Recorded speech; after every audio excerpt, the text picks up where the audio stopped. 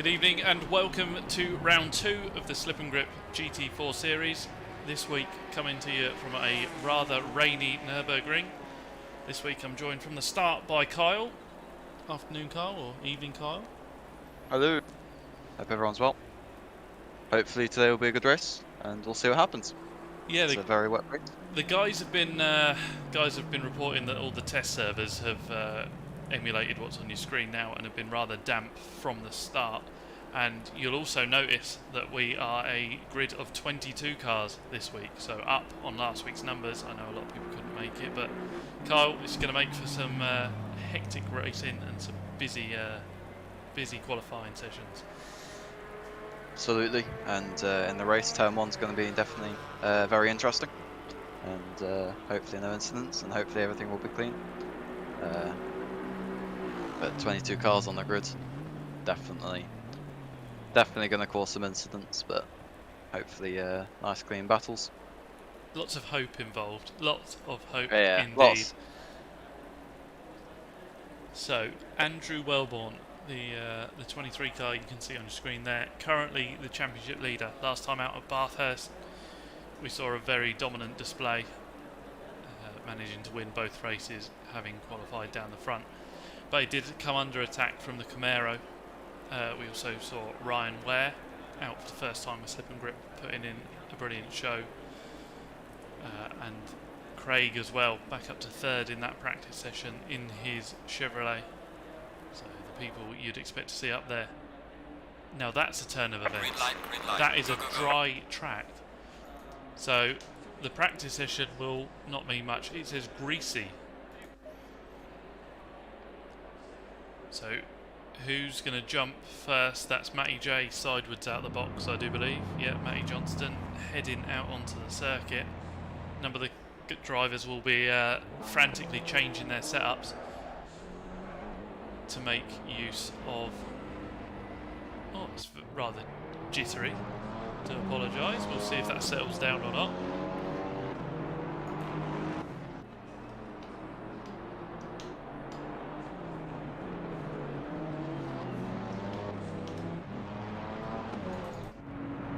Very jittery. Not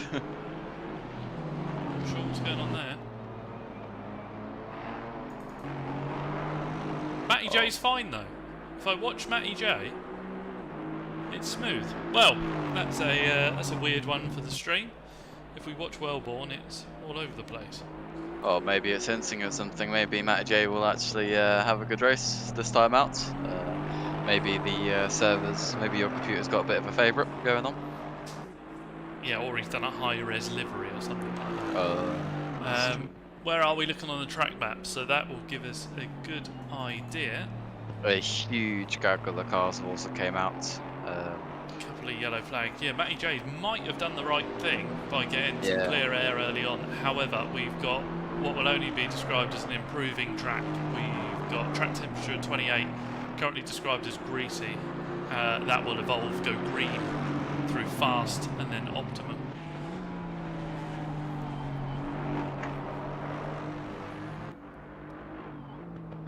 So if you are joining us for the stream, don't forget to let us know you're there.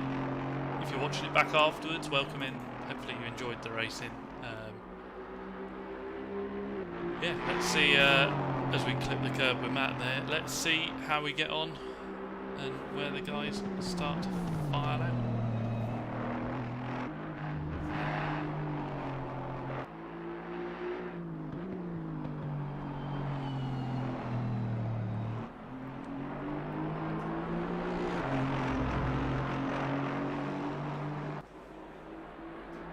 So who have we got? We've also got Ashley Wood. Wow, we are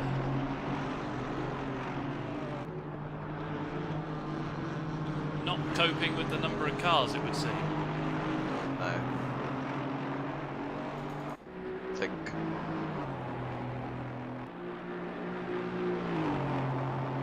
On my end is quite smooth. I've got quite a lot going on.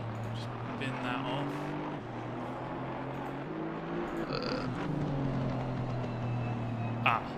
Yeah, wow, CPU.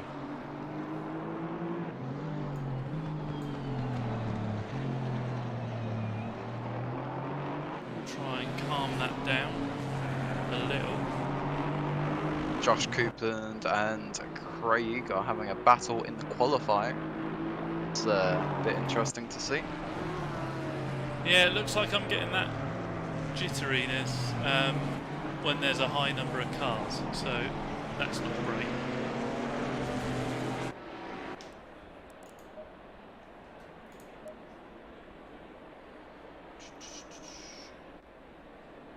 Can you cap FPS? You can go, I think it's scroll all the way down into advance. No. That's as low as we can go.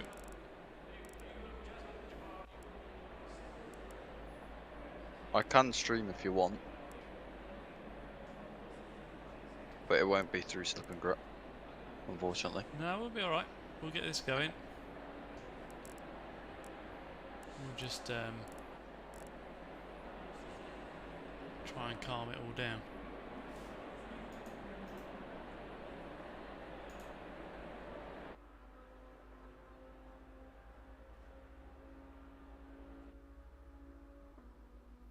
Looks like the first lot of cars are going to come through setting their first lap times.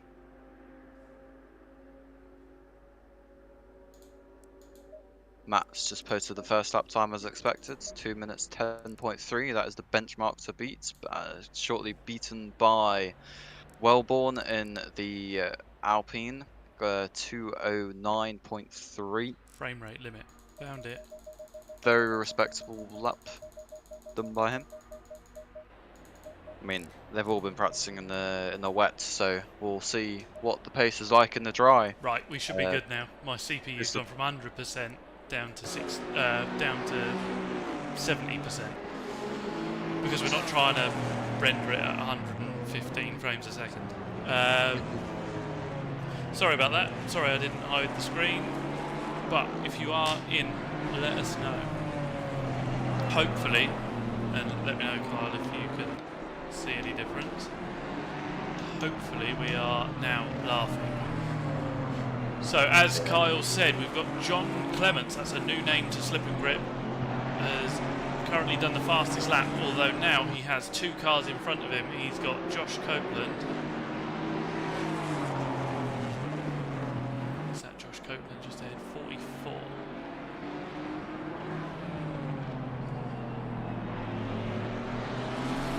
It says 44 on the door, but I can't see a 44, so that's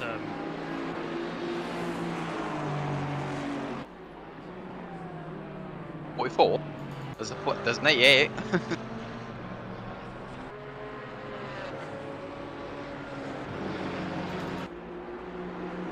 It is Josh Copeland there in this rather pink Janetta. So it's got a 44 on the door, but it's actually number 2. In 10th place, Josh Copeland. So his first race in this series, he wasn't with us last week. But a long-standing member of Slip and Grip. So yeah, back to the top. John Clements in the 88. Aston Martin, a car that we saw doing okay last week with the longer straights. It wasn't hitting any records. In at the top though, Andrew Wellborn. Why does he lag for me? I've got no idea.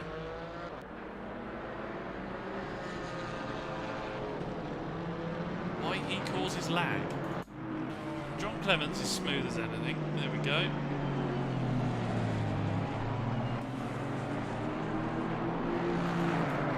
Ryan Ware also in the Aston Martin.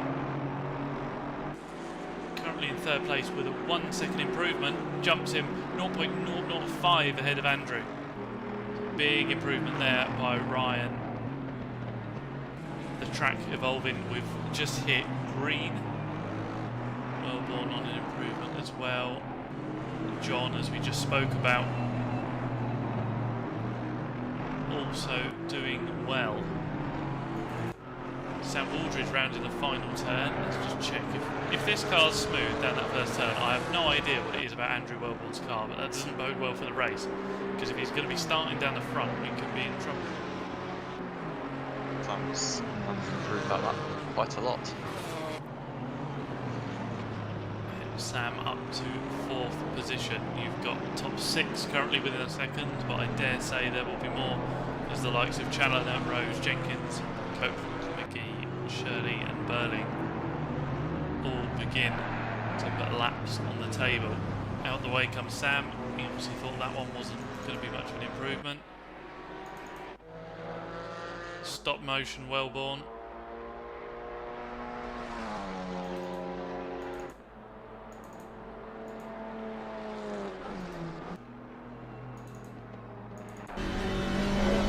See that he's smooth in car, so I wonder if it's something to do with Andrew's livery.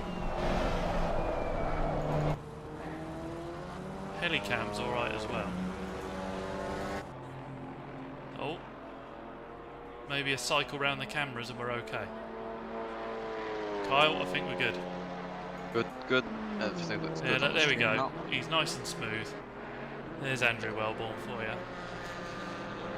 Just took a minute for it to smooth Well, out. I've changed the cameras on him. I think it was a little bit stuck or glitched out. Right, I think we're on to a winner. Technical issues aside, we've got 10 minutes left on the timer and a fight for... Well, there's fights up and down the grid as everyone starts to find their feet. John Clements there up to second, but then followed by Ryan. So Ryan's just come across the line behind John and followed him with that improvement. So Ware, Clements, Wellborn. Stephen Pohl doing well, top of the silvers at the moment. I believe top of the Silver Championship in an effort to save my CPU. I have closed down the championship standings on Google Chrome. It's known for the high CPU usage, isn't it? So Stephen arguably on terms with some of the pro drivers. Matty J a little down the field. Who do we need to be looking at, Kyle? What do we think? Matty J is improving. I mean, I can't see what lap Craig is on. However, he's got 2 purple sectors, and that first sector is the only time he's slower Is that Craig around the lap. Daffron? Yes. He's currently in the pits. But no, he's just losing out on the first sector. He's purple in the other 2, so as long as he can get that first sector nailed, he can definitely get on the front row. However, Mr. Shirley.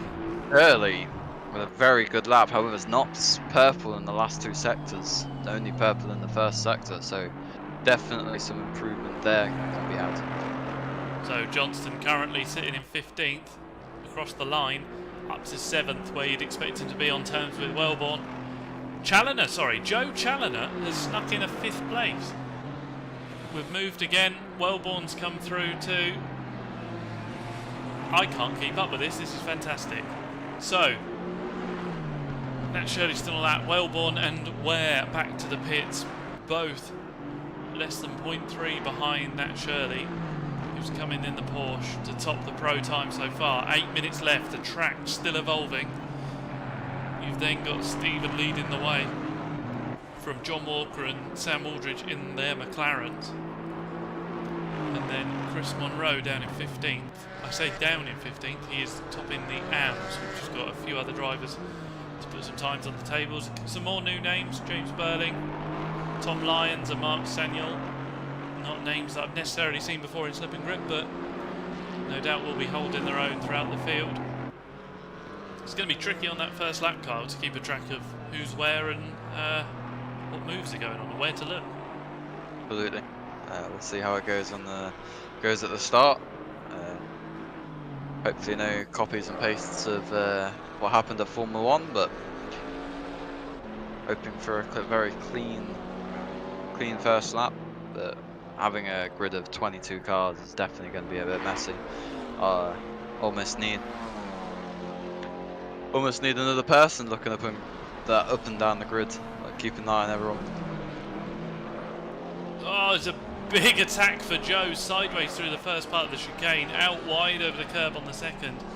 0.2 up on his delta.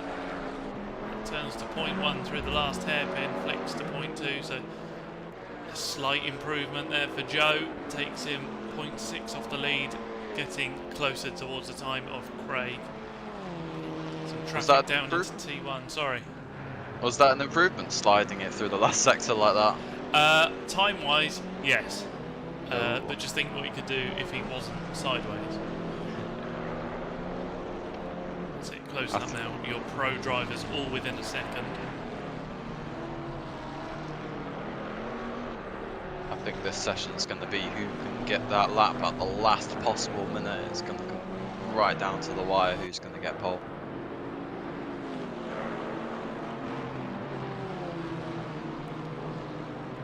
Indeed, that track temperature at 28 despite the rather grey sky.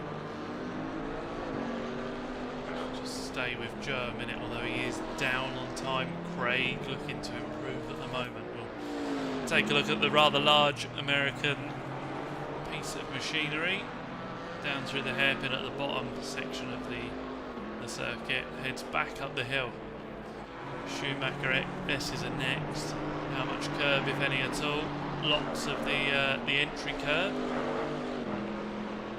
The car remaining pretty settled. It comes off the red and white sections. Bump there, taking the entry curb. So maximising the turn in there for Craig. 0.4 up currently. He's going to put him into contention for the pole position of the race. So we've got another one of them bots again. Yes. Bot in the chat. It's probably the only chat we've had so far. It's the same one as last time.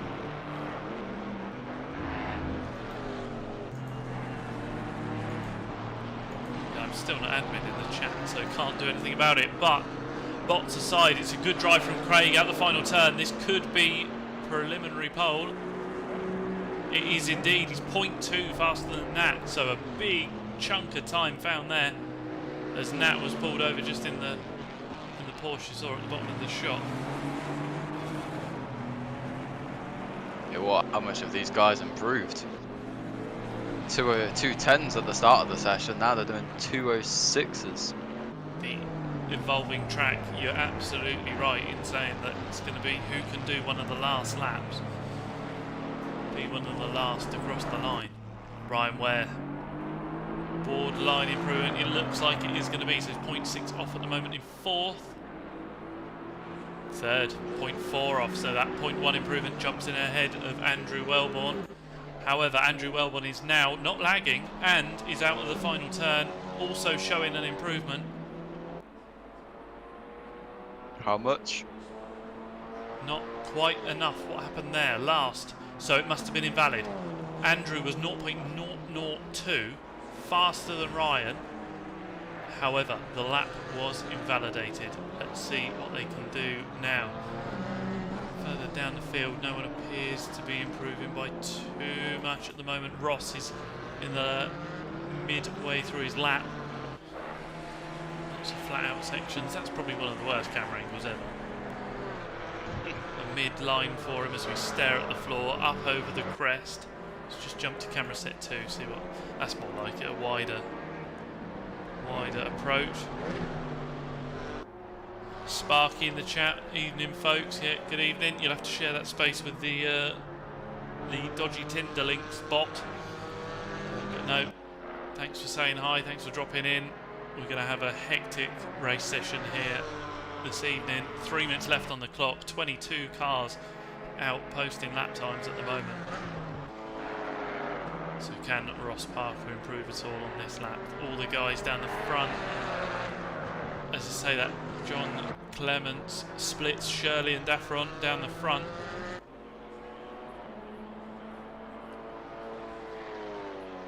That's Ross across the line. He has improved on his lap time. Don't think his position necessarily moved though. Ryan Ware, 0.7 up. That's a big improvement. Can he keep it tidy through this last section? I know he's got one car in front of him. You can see on the map on your right hand side. I think that's the Nat Shirley Porsche on an outlap. They get some slipstream down the straight as well, so that's really going to help. 0.8 improvement. Where's Ryan? There's Ryan. Ryan taking pole or preliminary pole at the moment by 0.3. So there's big improvements to be found on the track that is always evolving. Matty J down in 8th after showing so strong last week, doing this arrive and drive in his Mercedes.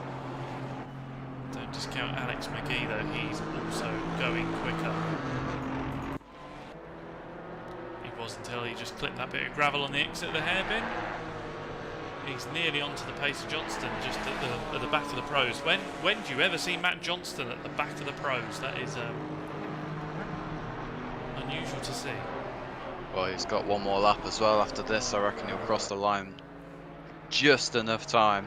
Hopefully he won't get caught out in traffic as well. Ash Copeland, sorry, will jump away. Positive perception car in the Porsche. I think as we coined it last week, positive perception Porsche.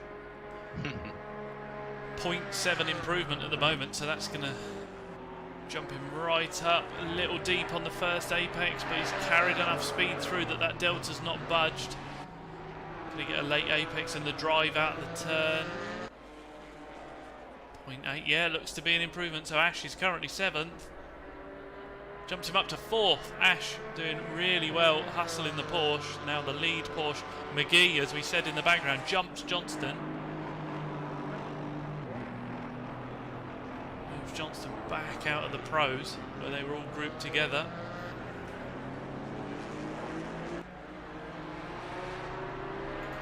Josh Copeland currently improving. And any improvement's going to move him ahead of Walker, but Pole could be at risk, and so could Sam Aldridge. So currently 13th. Josh Copeland out the final turn. 10th. Absolutely offsets. He's all 0.08 off of Matty J.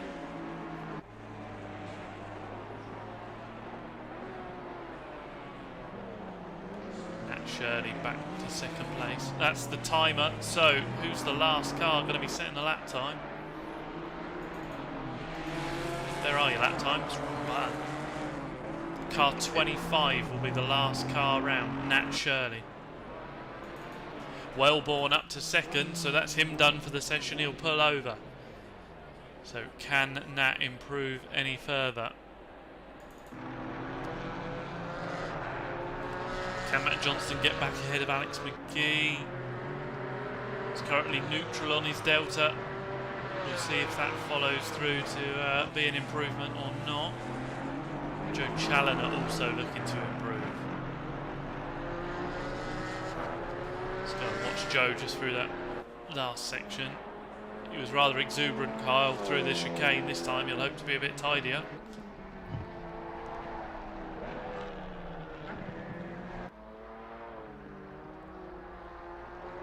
Big slide. Big slide coming through the first part of the corner.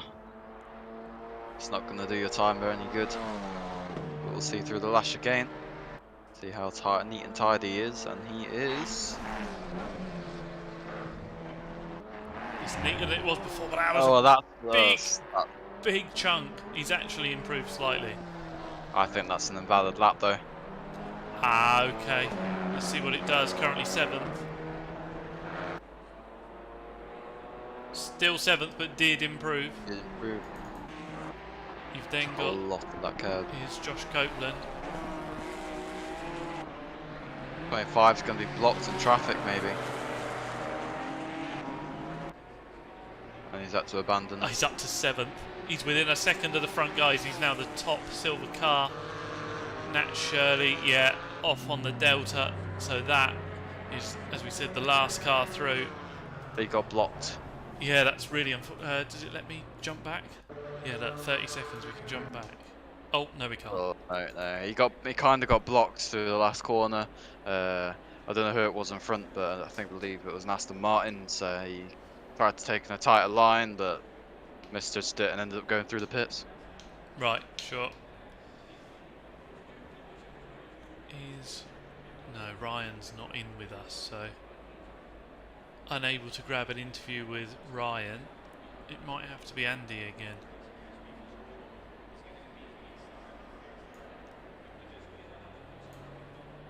Hi Andy, so we haven't got Ryan in any chats. Sorry to drag you away. Have you got a moment? Oh, yeah. Cool. No so we're a very different session to what we saw in practice. Everyone thought it was going to rain. Joe very confident it was going to rain, and then a drying circuit. Some of the last cars across the line setting the fastest times. I missed quite a few of mine up in the end. The last sort of 3 or 4 before I finally got that final one in. So I was happy to get that sorted. Actually, in the end, it's it was just silly. It's through the Schumacher S's. The car just kept sliding, and obviously just lost all the time. So I was having to just reset. But the time that Ryan put in was quick anyway.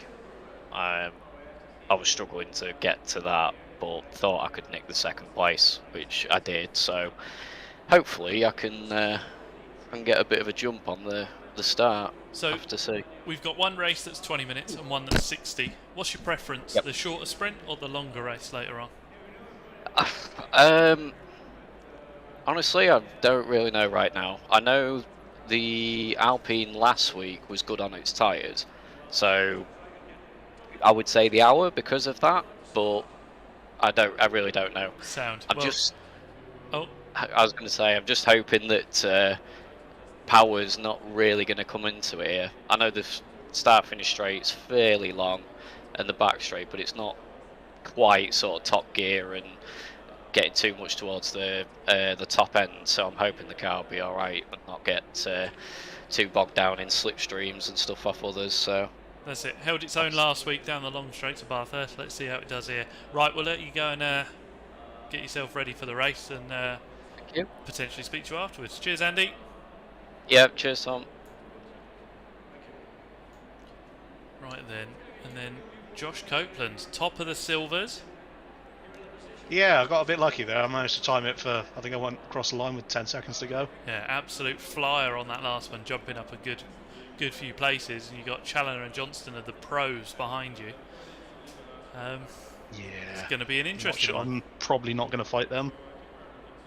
No. I'm struggling with very pace in these.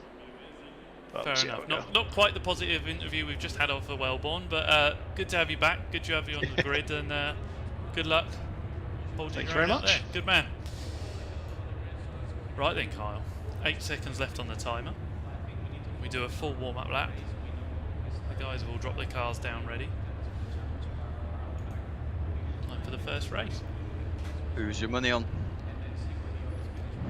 That's a tricky one because we know that Nat Shirley has been rapid before in the 25 Porsche as he just heads off the line there. But then there's some unknowns. There's Ryan and Craig from last week. We saw them pushing Andrew round.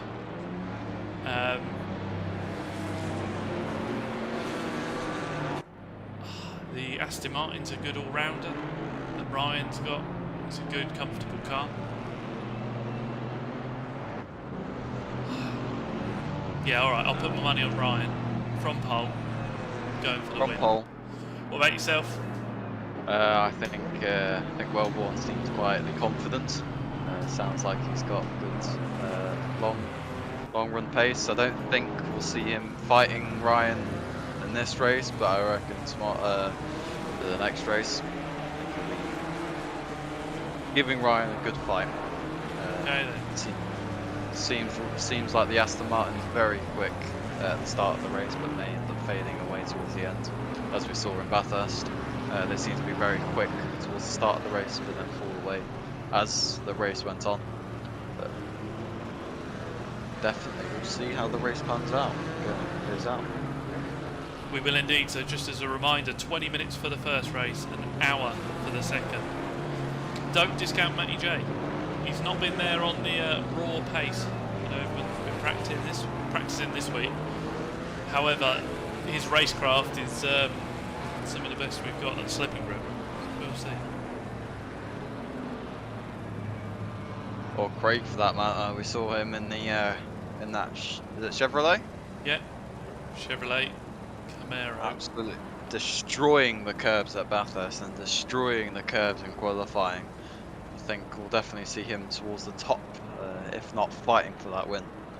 But who knows what the tyre wear is like on those American muscle cars. Yeah, absolutely. And Stephen Cole returning, taking the fight in the AMs. He should be somewhere near Ross Parker. Not sure where Ross. There he is, coming in under the bridge now. Ross and John always very close on track. Have some really good battles.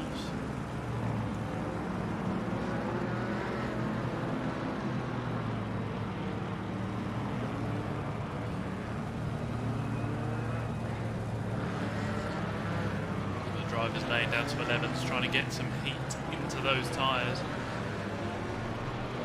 Did Johnston jump up last second, or did I not? Did Matty J get back up to 7th? Did? According to this, he did. I just told Josh he was ahead of Matty J. Oops. Oh well. So it's Joe that is the out of position pro. Nevertheless, he will be in for a good scrap wherever we're looking. So let's pick a camera. Any camera will focus on John Clements in the Aston Martin, the green car on your screen. Hopefully get a good overview of what's going on. If the guys down the front keep it nice and clean, and whether we see any sends from further back.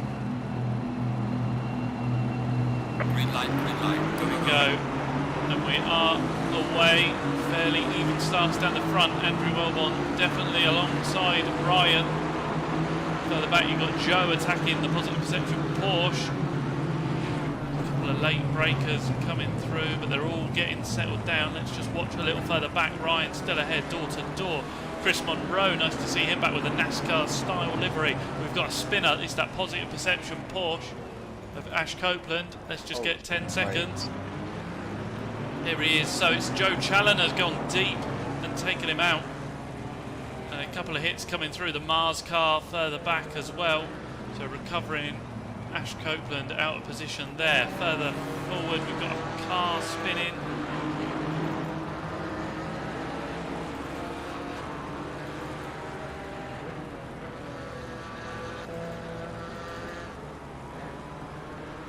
Quite sure who that was, but we've got Tom Lyons there in the pink Ginetta further down the field. The timings will go a little wonky. It's the Amcar, it's the Chevrolet, I can't pronounce his name. An Am Chevy. Yeah, number 6. Chris Monroe. Yeah, that was your spinner. Okay, we've got to move. That's Craig getting right onto the back of John Clements, who has managed to get past Craig.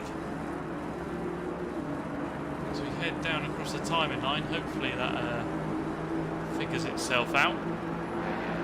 So Ryan breaking free at the front from Andrew and Nat, equally spaced just behind. As we said just then, John Clements has come through the field to take 4th place so far. Although Craig doesn't look to be done with that yet. Apologies if we are missing moves. It's quite hectic at the start of the race, especially now we've got these 22 cars joining the series. Matt Johnson up to 6th as well. You knew his racecraft was good. Side by side for the lead. For the lead, we've also got Craig. Craig attacking John. Looks to go the long way round.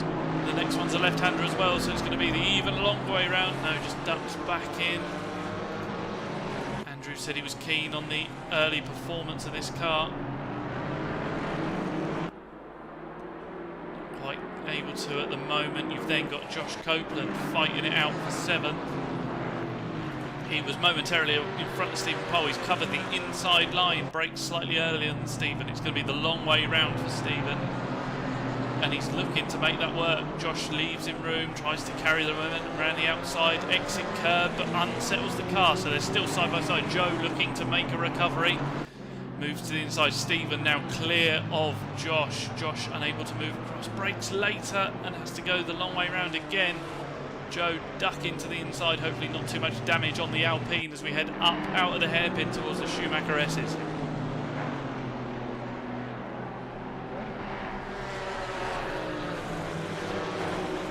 Just getting in on the action as Josh unfortunately slow across there. John will look to come through too. So Ross to the outside, deep from Sam Aldridge in his McLaren behind. John has to take a narrow line and actually loses out in his green McLaren. They're all kind of tripping over Josh at the moment, and the Ginetta isn't particularly great down the straight. Holding its zone this time. The McLaren appears to have a run. Can Sam Waldridge go all the way around the outside? Not this time. John Narrow and a Ginetta straight over the curb behind Alex McGee and the Domino's liveried car. Hopefully not setting off a chain reaction.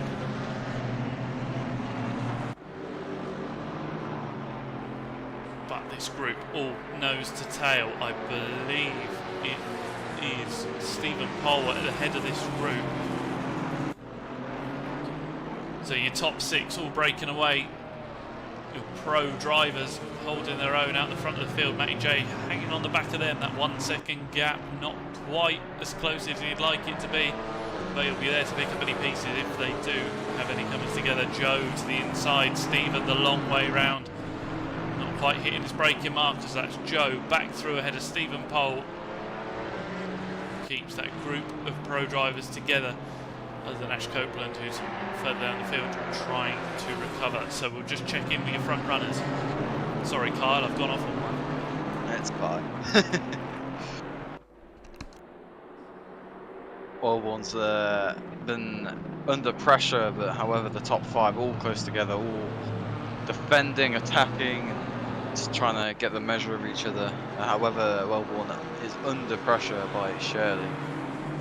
We'll see if he makes a move coming down towards the end of the lap, but I don't think there is. However, he looks to the inside, shows 10, back so goes single file through the last sector of the lap.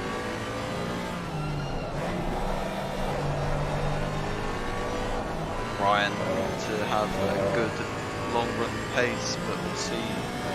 Wellborn's been having to defend from Shirley this whole time since the start of the race. There was actually an extra downshift from Nat to try and get the nose in. It worked. He was able to bang it back up again and get on the power earlier than Andrew. Unsettling the car, really pushing now. Unsettled into the hairpin. Does that allow John Clements to come back past? John making those early moves. He's had a good run out the final turn. It's going to be the outside line down into T1. Watch this one off board. So Nat covers the inside line. John's left the door. Let the Camaros come knocking. They're not quite knocking. It's just letting the top 2 go away. That's the pressure off for Andrew. He can now focus on attack. These 3 now fighting for that final podium position. Oh, we've got a car off further back.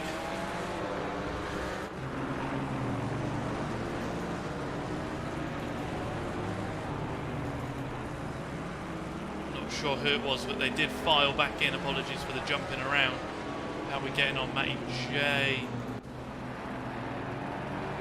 Wellborn's really closed the gap to P1 now. Couple of tenths in it.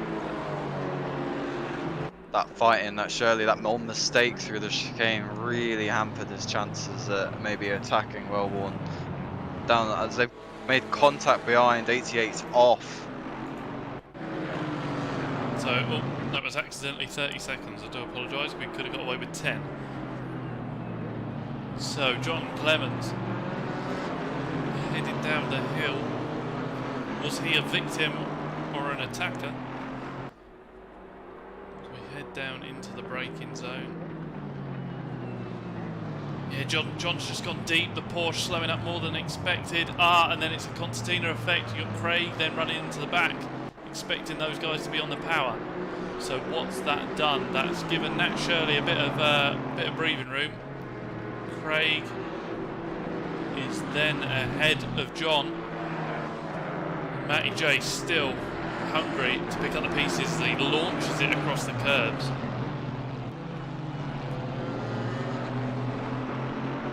Ant Brown joined us in the chat live from a music festival.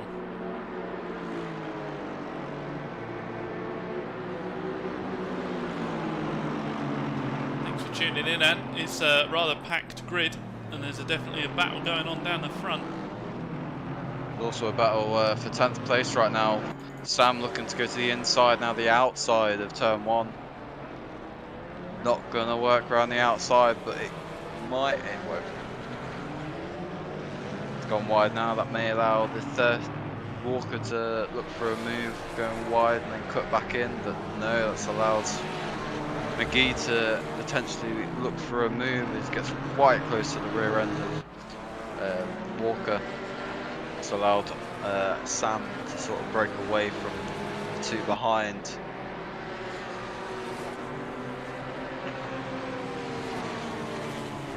Battles up and down the field though. 22 is way up, well 21 now. We have lost one driver. 21, quite a number of cars to try and manage. Don't forget we reset the grid to qualifying for race 2, so even if you put in all the hard work regaining those positions, you've got to do it all over again in the next race. But that'll be welcomed by Ash Copeland, who's currently down in 15th, trying to get up past Harrison Fulton.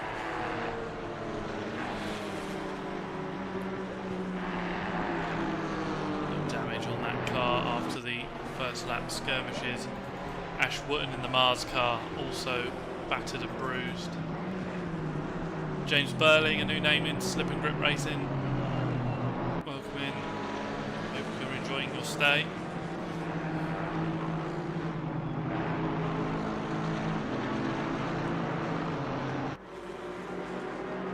It looked like Ash's damage is all straight line speed.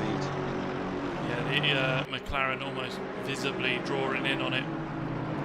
Down the back straight as they head into the chicane. Not quite close enough this time for James, although on the exit definitely far, far closer than he was at later apex.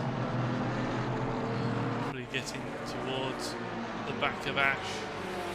Sam again looking around to the outside of Parker, but that's again, as we've seen before, it's not going to work. Trying for the cutback line to go around the outside of turn 2.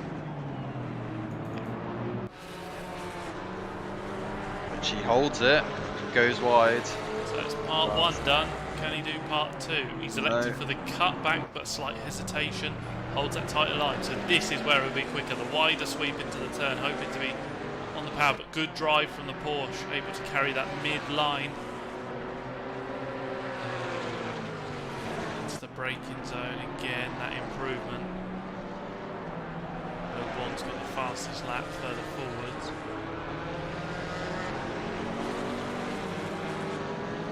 Can he do anything down into the hairpin?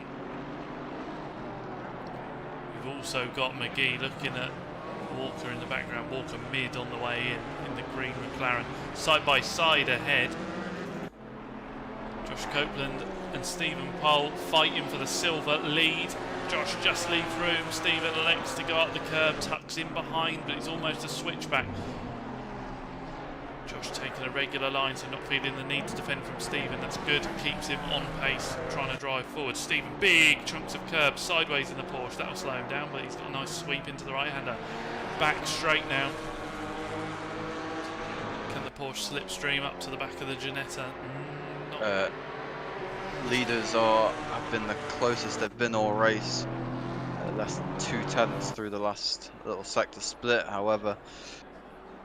See if he's got the run down the straight into turn 1.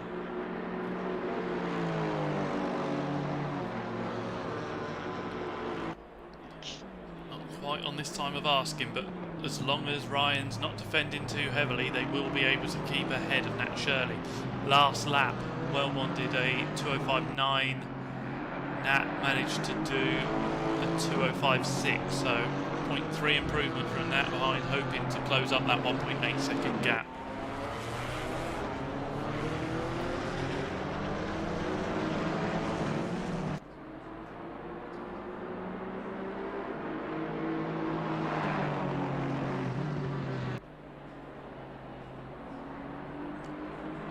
Got the front end that he wanted as he pushed on through the left-hander. Down the hill we go. Nice and early on the power, very low on the back of that Alpine.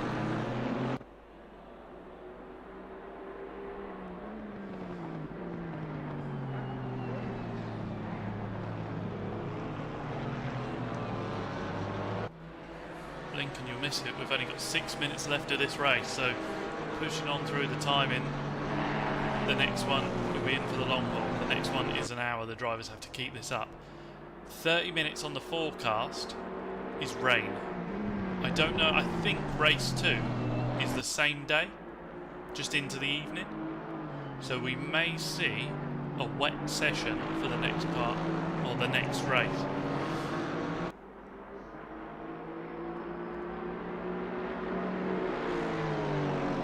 Now Stephen Pole getting on, not quite on contention with Josh at the moment. Ross still holds his own against Sam. Sam not been able to find a way past, but good pace held by these guys nonetheless. John Walker now under attack from Alex McGee. Alex electing not to be in the slipstream for the first section. Now he dips into the slipstream. How do they do through the braking zone? The Ginetta closes up, more curb taken, but probably safer for John. Little over rotation in the second part for Alex. Just holding him back somewhat to the drive out onto the straight. Ginetta bobs away as it runs over the curbs. Last lap for both of those guys. 2:08.9 and a 2:08.7 for Alex McGee. So closing in on John, but not quite able to make a move yet. Sam's made a mistake on wide into turn 1. That's going to ruin his chances at a potential top 10. Yeah, that 0.2 gap as he came across the line soon disappeared.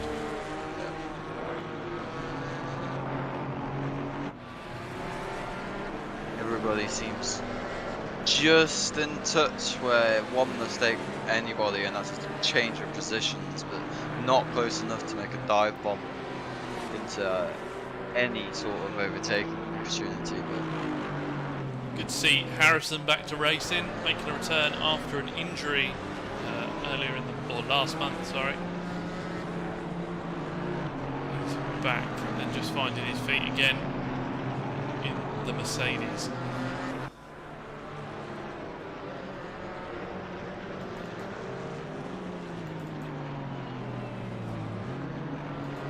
Ash will just be wishing the next 3.5 minutes away. Unfortunate lap 1 incident there for Ash, and it wasn't particularly any of his doing. Jake Jenkins then behind in another of the SAR cars. Oh, as he clips a bit of gravel, and Dave Rose will be hoping he does that again.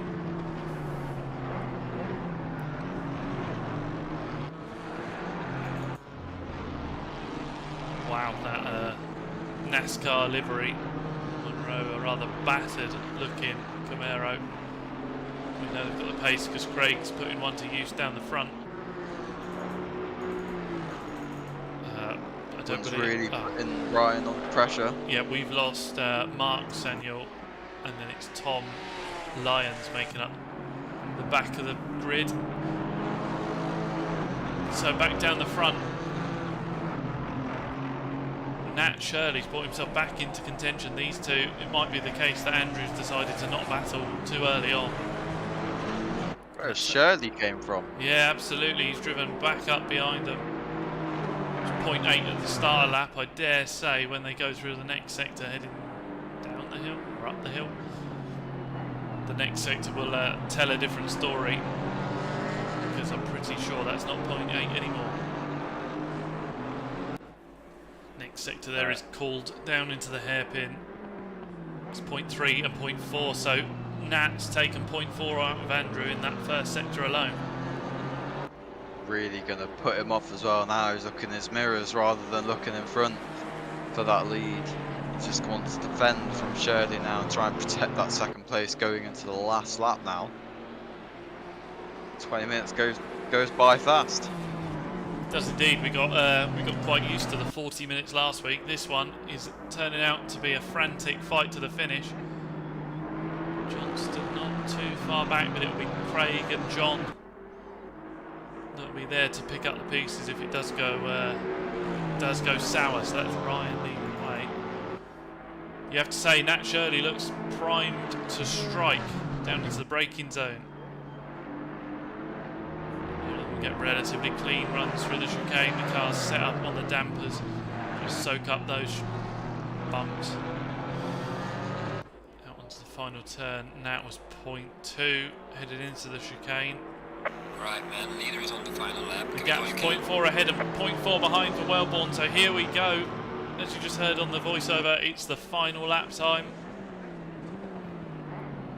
Andy having to turn out there. The Aston Martin ahead, just slowing up more than expected. He had to get out of that move. Pressure's on for Ryan now, but seems to be soaking up so far. Not wanting to deviate off of that line. An early turn in for Ryan. Riding that inside curb, keep wide. Potential cutback, but it turned into a Scandi flick for Andrew. He's able to carry it through though. Wider for Nat in the background. We'll just maintain those gaps by the look of it. Fall down through the left-hander. Back across for the right. Can he get the nose in? A little bit of understeer maybe. The Porsche ever so good on the power. Top of your screen, the timer hit 0. Where are we on these? Yeah, Andrew's clawed a little bit of time back on Ryan. Good drive up out the hill. Finishes as it is, it'll be thoroughly well deserved because they've all driven fantastic races and had really good pace throughout.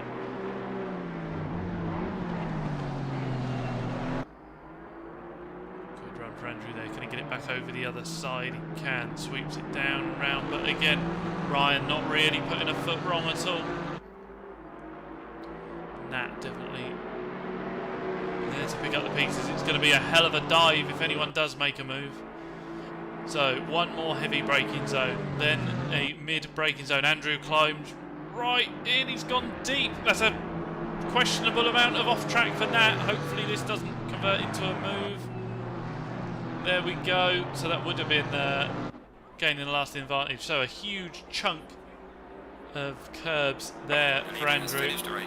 For Nat, sorry, but they all hold position. John, after that earlier bumping in the hairpin, holds on for fourth. Johnston was closing down Craig, but they are 5th and 6th. Joe gets back towards the pros. Mr. Copeland on his first GT4 race this season heads the silvers, so he's done well after that quali. Jenkins down the inside, last corner, side by Who's side that? across the line. Who? Sir Jenkins, star car in the background. Yeah, I don't know who won that. dead heat. 0.000 on the timing screen. It put Ash ahead, but Oh, absolute dead heat. Absolute dead heat. He shouted that loud. I had no idea what he said. sorry. Make a load of noise. Something's happening. Yeah, that's a first on that timing screen. So it's classified Jenkins behind Wootton, but yeah, dead heat according to that one. He's going to be annoyed about that. He had the run. Oh, it's raining Right, as we predicted. So Comes that slippery. Watch your braking distance. a shake up for the next hour-long race. The forecast for half an hour does say continued rain, not getting any heavier, not getting any lighter. Classified as a wet track. It is now 6 PM of the same day, the race you've just seen. So that rain we saw coming in half an hour, seeing its way through to the second race. Kyle, this is going to be a complete shake-up on setups. Absolutely, and definitely going to be a change up of the grid. I mean, I don't know who's the king of the wet, but we shall see in 5 minutes' time.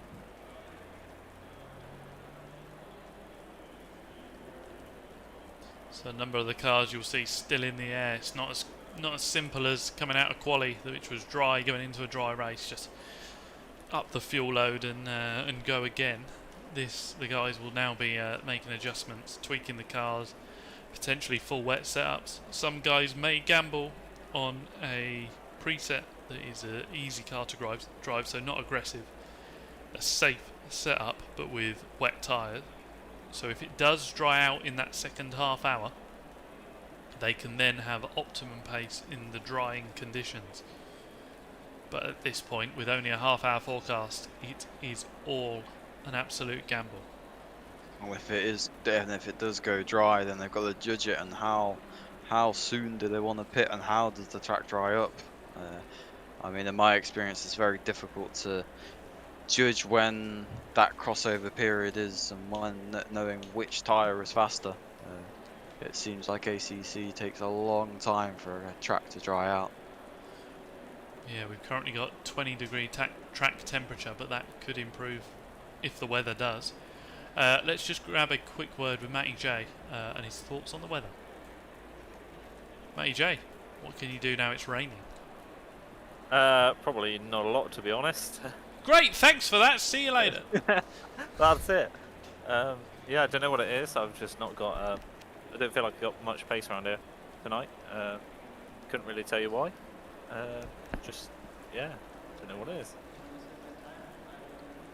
That's fair enough. Yeah, no. So, don't know. I was a bit average when I practiced in the wet before, earlier tonight. So we'll just play it by ear and see what happens. So, external events that occur around you may influence position on this. Just let everyone else have a nightmare. I think that's really what it's going to be. It's sort of what it was in race 1. Just instant in turn 2, I think it was. Yeah, a little bit of a challenger into another car. Yeah, just snuck me up a couple of places, and that was where I stayed for the rest of the race. Absolutely. I'm not sure if it's now thundering or if the Camaro's just started. Couldn't see any thunder. No, right. Well, the session timer is ticking down. We'll let you go and do your race. Perfect. Thank you very much. Good man. Thank you, Matt. So the timer hits 0. The cars hit the ground, and away they file off the line. I see you in the chat, Paul Hayho. Lots of new names this evening. Yeah, we had a couple of new names last time,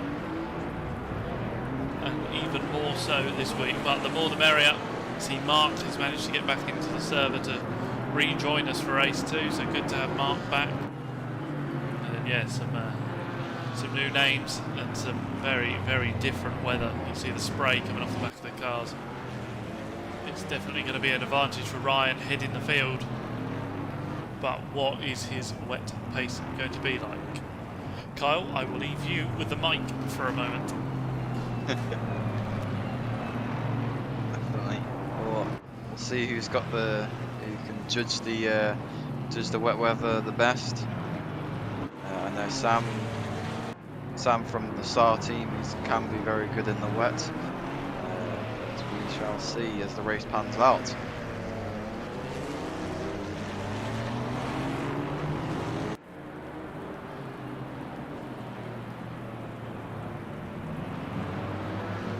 Very different driving in the wet compared to the dry. We'll see if Ryan's got the pace or if Wellborn's got the better advantage. I think the Aston Martin is definitely well suited to the rain, but we all know that Alpine also very good handling, as we have a spinner, a black McLaren that's can't really see. A spinner under the formation lap.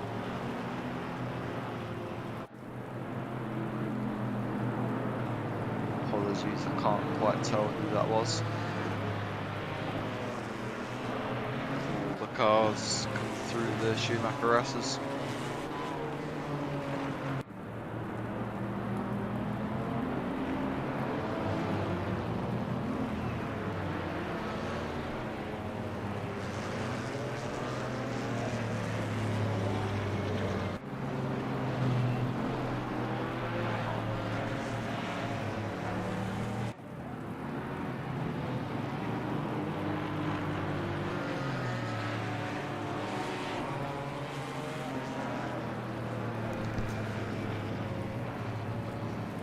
Right, we're back. We had a spinner under the formation lap. Oh, do we dare say who it was?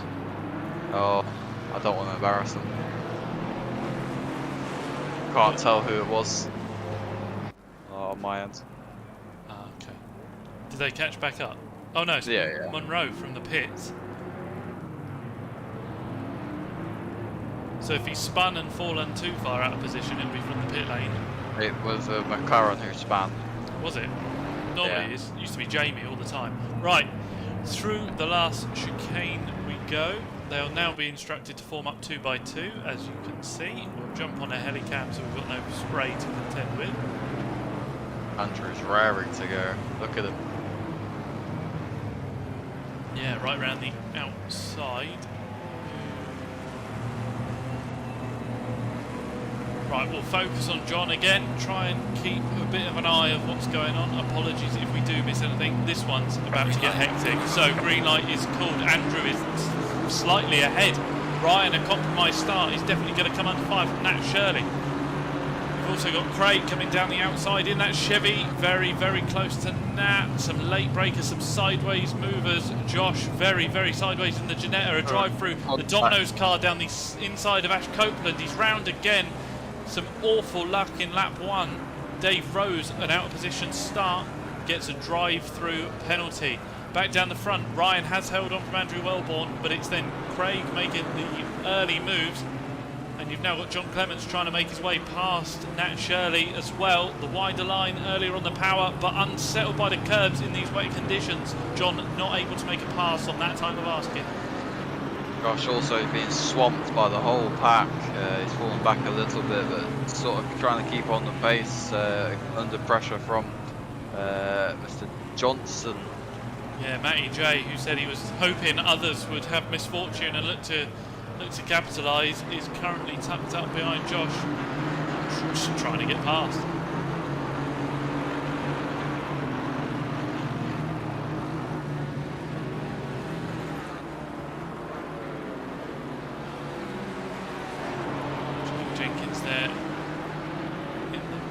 There's another pink Jeanette a little further back. Positive Perception Porsche trying to recover. Harrison Fulton as well, definitely well in the mix. Ross Parker there. We've got the McLaren lurching forwards onto the curb. Not quite able to get the exit.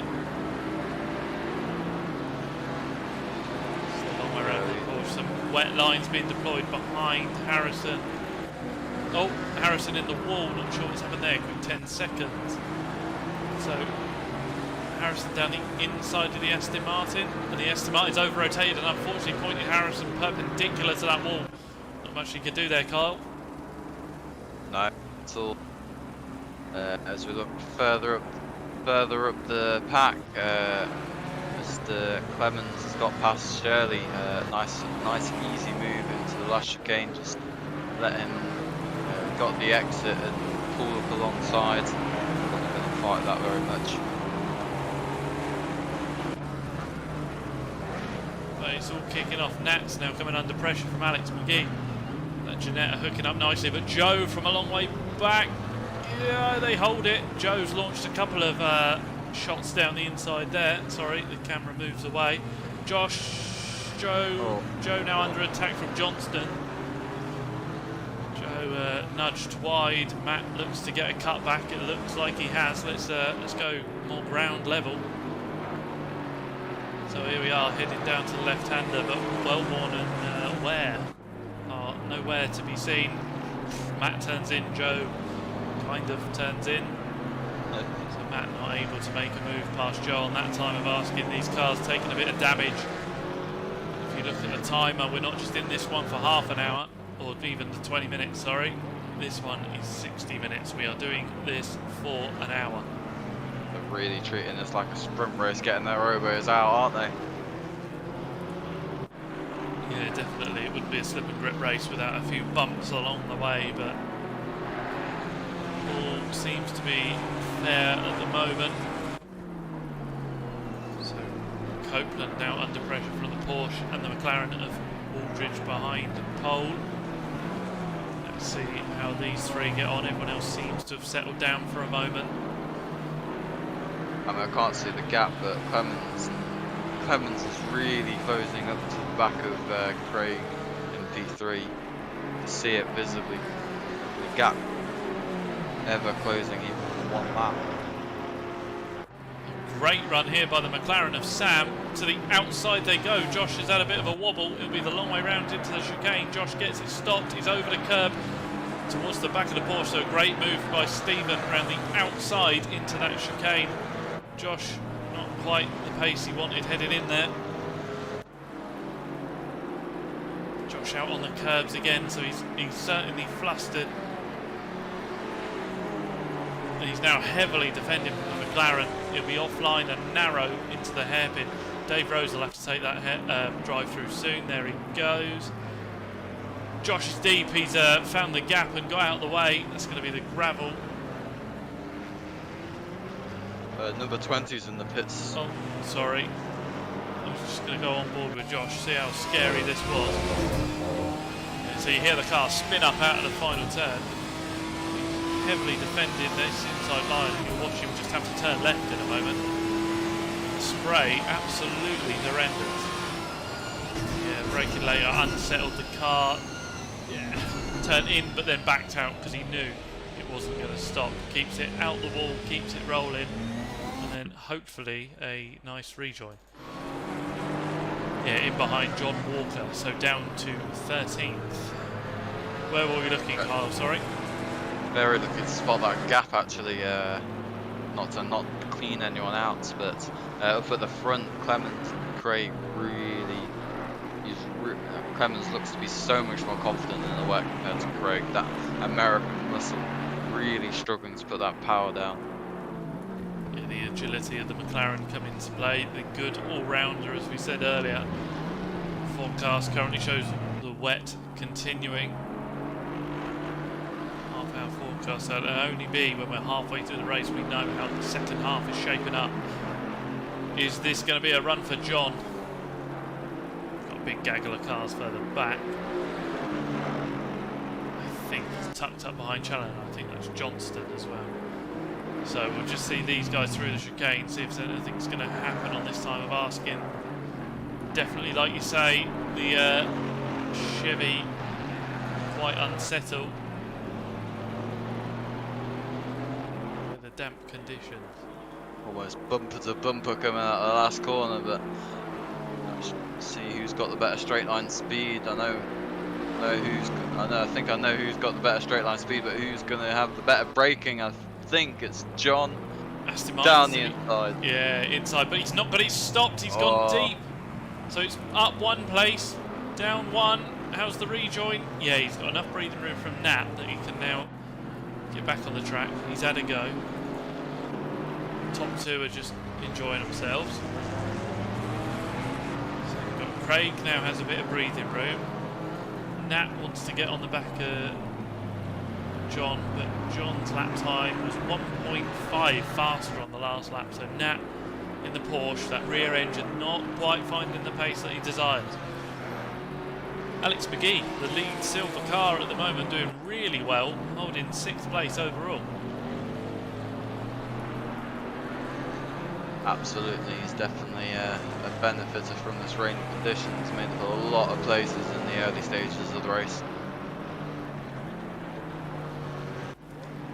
The gap ahead, P1 and 2's coming down, was 6/10 at the line, now 5/10. Johnston's not got it stopped. Sorry to talk over you again, Kyle, but Johnston didn't quite get it stopped. He had a wiggle into the braking zone, and although he's got the drive out, there's an Alpine in his way now as Joe retakes that place. Oh, Matt sideways across the curb on the turn in.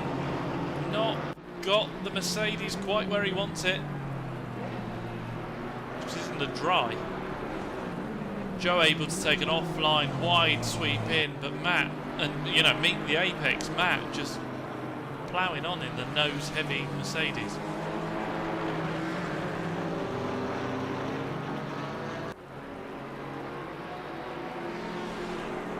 Are we alright down the front, or is it looking like an attack? It's not looking like an attack, I'm afraid. He's dropped back in the last sector a little bit. See what the gap is across the line, but I don't think it's any much closer.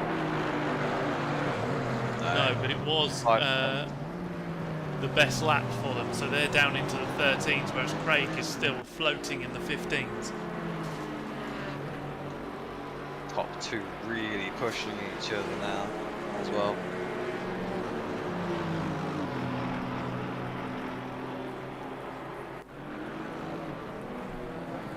a little further back, so you've got a 5-second gap off the back of Matt Johnston back to Ross Parker. He's holding off Josh Copeland at the moment. Penn's gone wide as well, letting Sam and Matt potentially go through, but Matt's is not going to make the move round the outside of turn 3, but Sam's gone wide ahead. That's going to promote him back as a contact as he just turns in on Sam. Sam's in a bit of a dodgy spot there.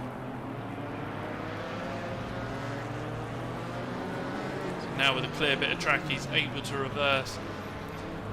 Was very wide and probably unsighted by pole. He was too far away to be on any car radars or anything like that.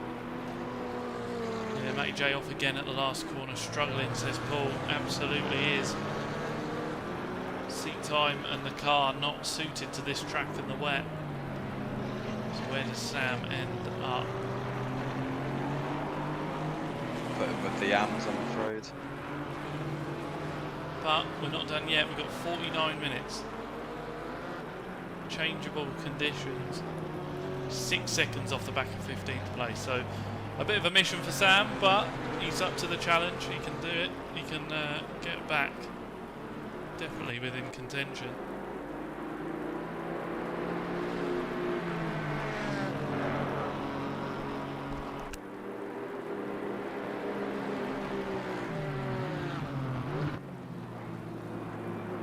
John's also closing to the back of Craig, but so is also Shirley in that Porsche.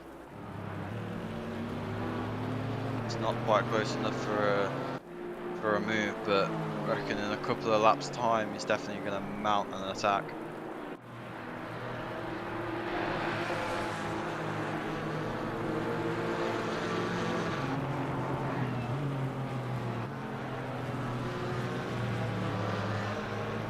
Craig seems to be really struggling compared to the two behind him as well. That car really doesn't look particularly planted compared to the Aston Martin and the Porsche behind.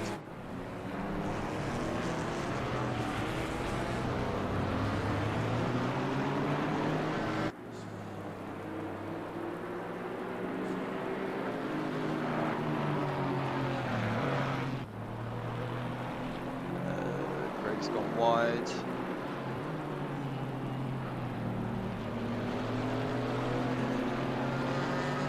Keeps it pointing in the right direction though. Car is on. As McGee's also now under pressure by Challenger. I love that you've just called Challenger. Challenger. Yeah. Challenger. Challenger. Joe Challenger. Yes. Yeah. Oh, wide from McGee.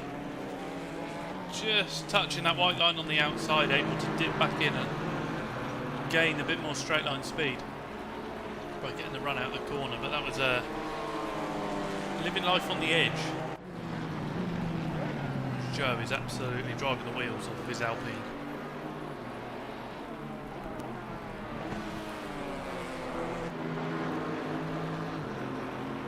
Well, having raced Joe in a few series, he definitely likes to always go 100%. It's never is 50% or 80%. It's always 100%.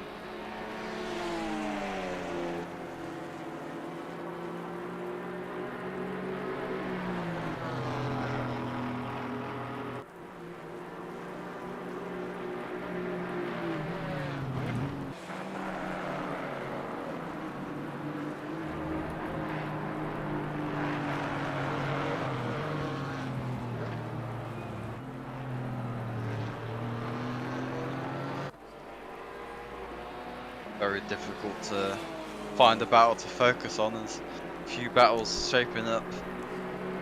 Well, I've actually not had any dinner, so these pauses are actually me sneaking some food.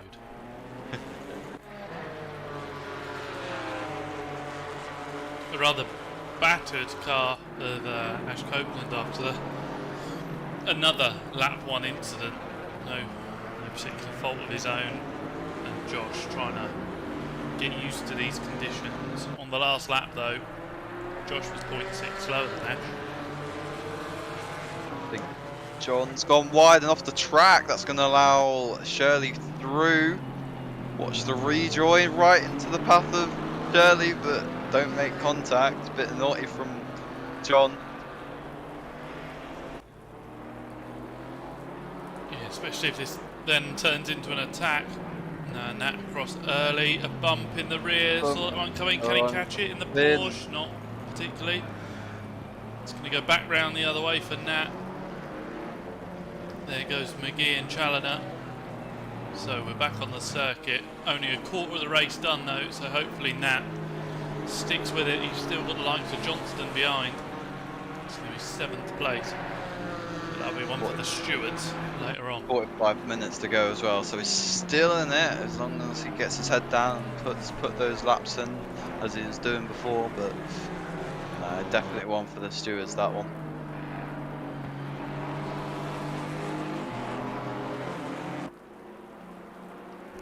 That's brought Alex McGee onto the back of John Clement, so... Oh! I think he's letting everybody through, is what it looks like. Yeah, it might not get back to the stewards. He's now seen that Nat's carried on. There is Nat. So now that it's not a complete murder case, although it has halted any attempts of going forward and promoted Alex McGee up to 4th. There he is, tight out the turn, probably backs off a bit. He just wants to let the one car through though. He doesn't want to compromise his entire race and let Johnston into contention. He's just being wise about it, letting Nat close in progressively, and then most likely will pass within the next lap. Good old Stephen Poles not letting Johnston get away though.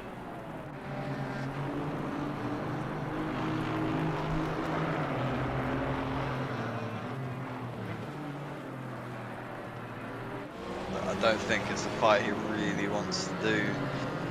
Pole's second and silver, and Matt towards the back of the pro field. However, I reckon if Pole feels like he's going to head up, he's going to make a move. But it doesn't look like any sort of move is going to happen anytime soon. It looks like he's happy to stay where he is.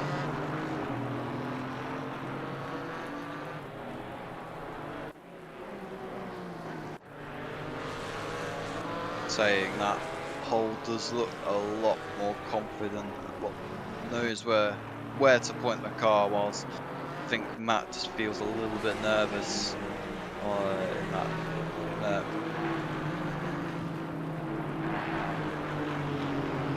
He goes a bit sideways through the Schumacher S's.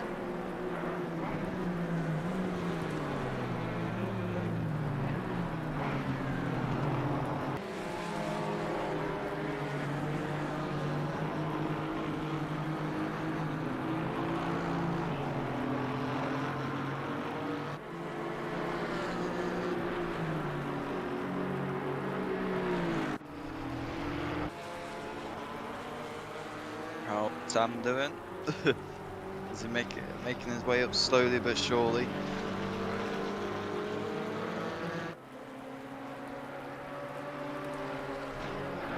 Weaving down the straights. See what the gap is across the line.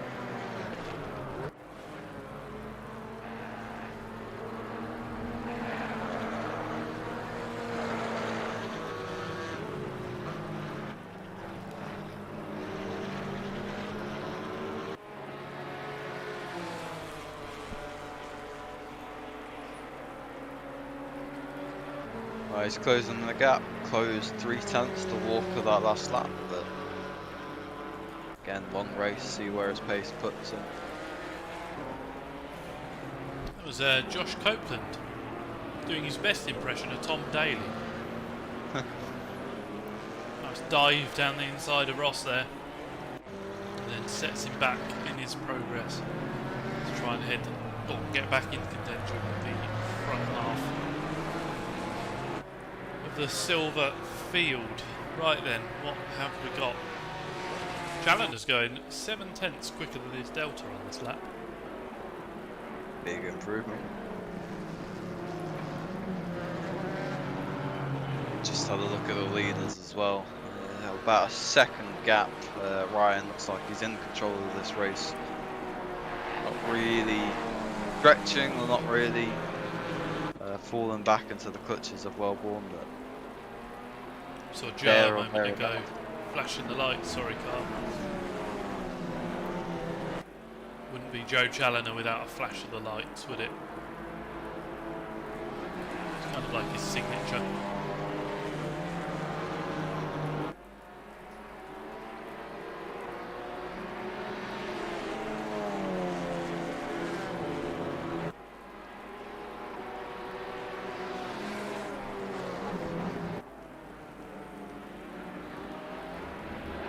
I think I've just put the commentator's curse because Ryan's just fell back for half a second to Wellborn. Not close enough for an attack, but that's going to give him a huge confidence boost. The lead.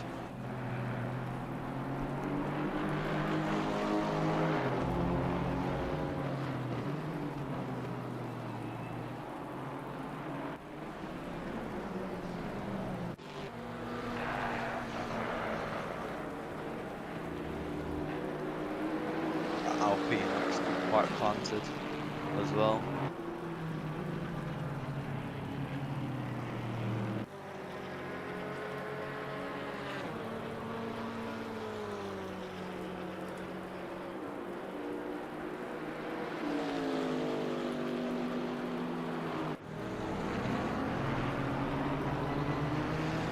Trouble is, no sooner have they gone through a timing gantry. Look at that, Stephen Poe on the left hand side is 0.135 on the map. By the time I've seen that...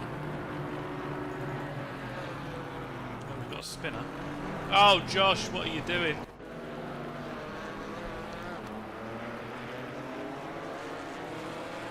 He's lost one place, maybe two to that spin. Yeah, 2 places it looks like. It's let Jenkins and Walker through. See what happens here. Just drops it on the curb, it looks like.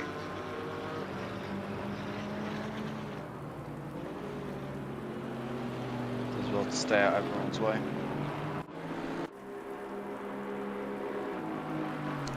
Back down the front with your leaders, yeah, 0.7 apart as they come into the chicane on this time of asking.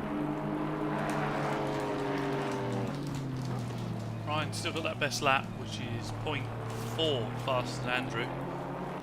However, Andrew now this lap, not quite a PB, he's on pace with his PB. He was actually slightly slower than Ryan on that last lap. But yeah, pressure is definitely on, as Paul's just said in the comments. These two, 11 seconds clear of third.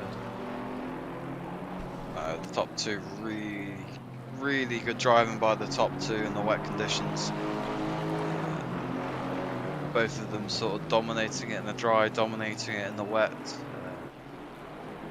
However, towards the back, looks like McGee and Joe are starting to battle. That's going to allow Aston Martin of Clemens to close up as well as Shirley. Hopefully those two don't come together again. But say that as he nearly drives in the back of the Ginetta.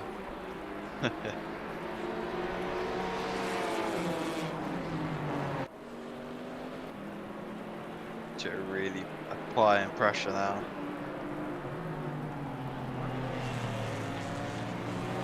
Just needs to wait for that run.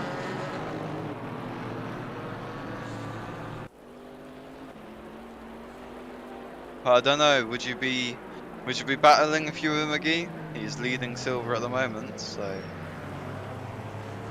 Someone goes straight on in the background.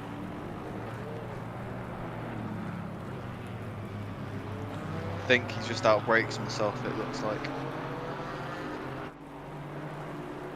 Pulling off to the side for Nat, so Nat not going to continue by the looks of it. He's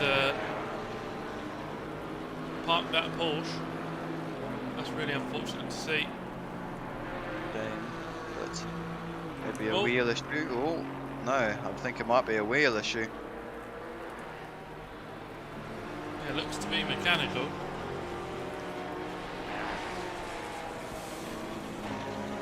John Moore for a dip through the gravel. Just really keep them wide, keep them well out of people's way. Keep an eye on that. Being safe on that rejoin. Monroe's caught up with Wootton. I think Wootton has got in front of Monroe in that last sector, so these two trade in places. Wellborn's put the fastest lap in and all over the back of Ryan now, the front.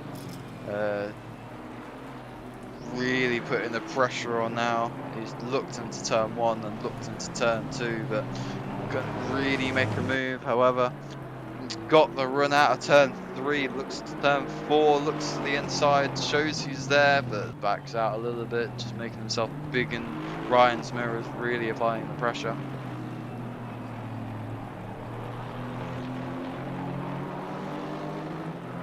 Falling back now. Yellow flag as well. I think 25 of Shirley's pulled into the pits now, which is a shame. He really had good pace.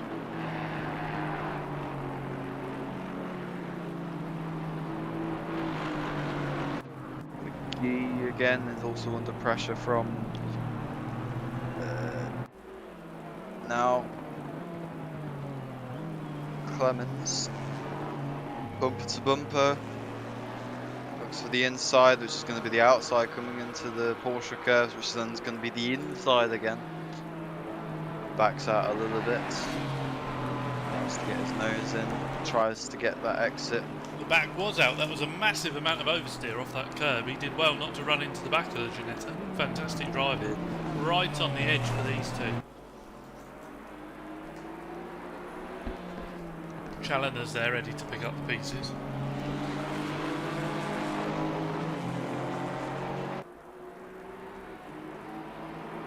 He's going to look for a move into the chicane. As McGee's gone wide, he's not going to fight, he's just going to let him through. Almost brake check. Joe in the background. Yeah, Joe very lucky there to get it stopped and take not his usual line. So McGee, as you say, the lead silver car, putting up one hell of a fight with the pros.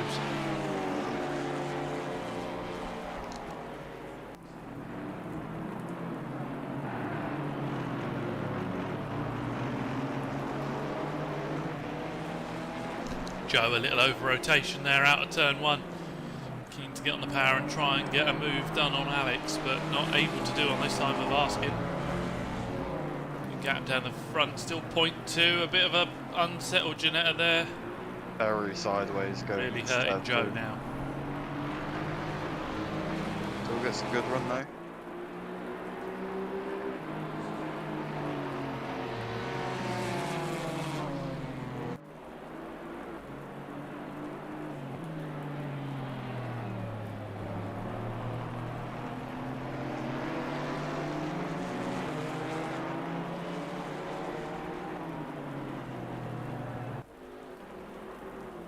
Gap to the lead is now 1.5 seconds, so I think Wellborn's made a mistake somewhere, but it also looks to be a Mercedes lap car, so maybe some blue flags hampered Wellborn there, but hard to tell.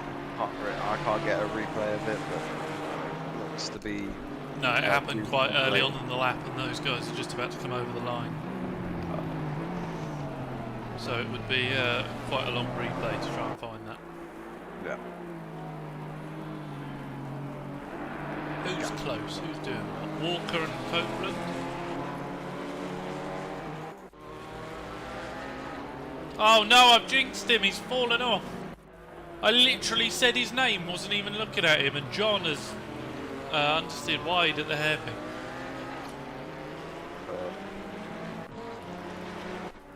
Unfortunate for John, now down in 13th, he'll want to go back after Josh.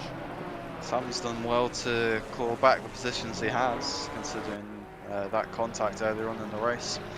Now running P11 overall and P4 in class. Got a long way to go to get to Ross though. 8 seconds will take some driving. Absolutely.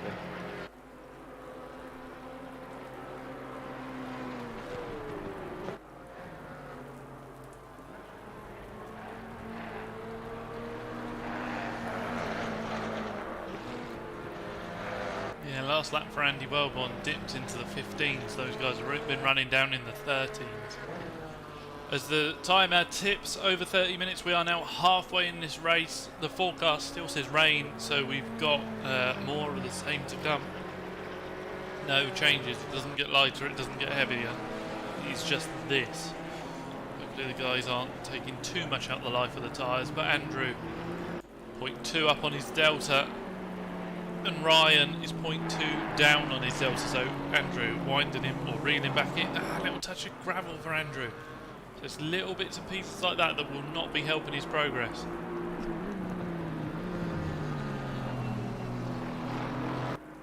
He just needs to calm down a little bit, reel the pace back in, do some consistent laps, and then be all over the back of Ryan come towards the end of this race.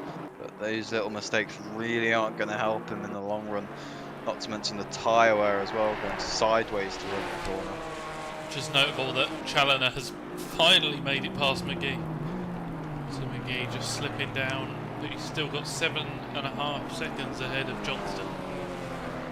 So Alex still well in contention, actually taking the fight back to Joe. I think Joe a little deep in the last turn.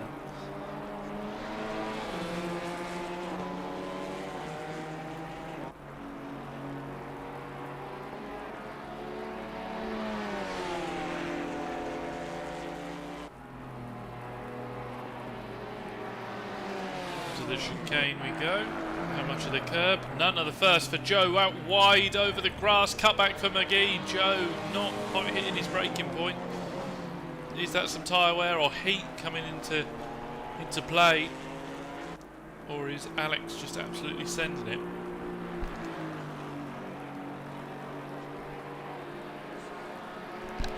So Joe's got it all to go again. As we said, just tipped over halfway through this session.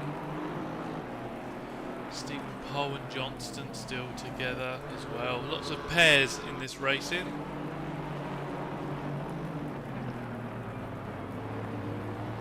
Covering Ash Copeland, we've got a yellow flag. 18. Tom Lyons. Let's go back and see what happened to Tom. Apologies, we're not seeing much of this race, Tom. The rather loud Janetta, little sideways up through the Schumacher S's. Into the braking zone. Oh, it's a dive on the McLaren. Unfortunately taken out James Burling. James able to continue on, so Tom not quite finding his mark there. Battle for the lead's also really heating up. Wellborn all over the back of Ryan now. There's lots of sub 1 second gaps. If you run down there, obviously the fight for the lead that you're seeing now, 5th and 6th, 0.3, 7th and 8th, 0.7, 12th and 13th, 0.5. There's lots and lots of battles going on. So if you are lurking in the chat, let us know you're there. If you're watching this back, well done for getting to this point. But also, why don't you jump in? Get involved in the racing. Slip and Grip can come and sign up, get involved. Come and race ACC. Still plenty of room on this grid. I know, I think you could have 30 plus cars on most of these tracks, so come and be a part of it, or just join the Discord. Well, see if your computer can handle it as well with the broadcasting. Hopefully, more cars. Yeah, we'll be fine now. Just need to cycle through the cameras. Yeah, cycle through the cameras, and the fact I've been meaning to cap the FPS for a little while now, and yeah, seeing the CPU sat at 100 kind of explains why this room turns into a sauna.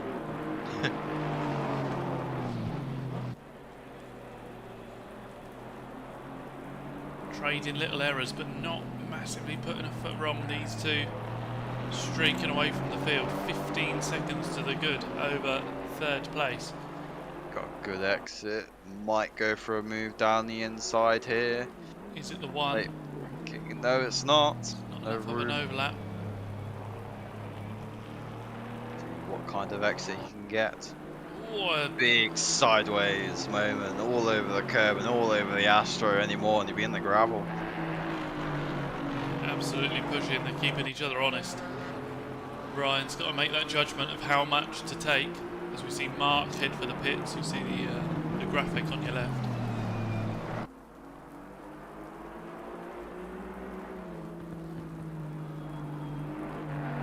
Andrew just trying to take them cutbacks, get in the toe, having got on the throttle earlier.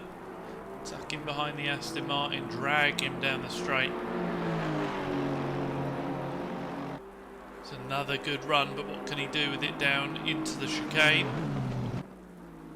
Both really braking on the same marks, the same comfortable line throughout, little rotation for Andy. Not enough of an overlap into the final turn. It's going to be a later apex for the Aston Martin, so he's going to get the drive out the corner. Andrew's still right with him though, so Ryan lives to fight another day. That 0.1 gap is now 0.2. Not that you'd think that from how close they are on track. Both doing 13.7s. Andy, he sent it. It's not too much of an overlap, but enough to get it stopped and down the inside. It's caught me unawares, and I think it's caught Ryan unawares. He's been tucked up behind him for so long, and he's just slipped one down the inside. No, it looks like it's just sort of came onto the brakes and just slowly released it to just roll into the corner to get past, as they almost look like they're going to kiss each other going through turn 3.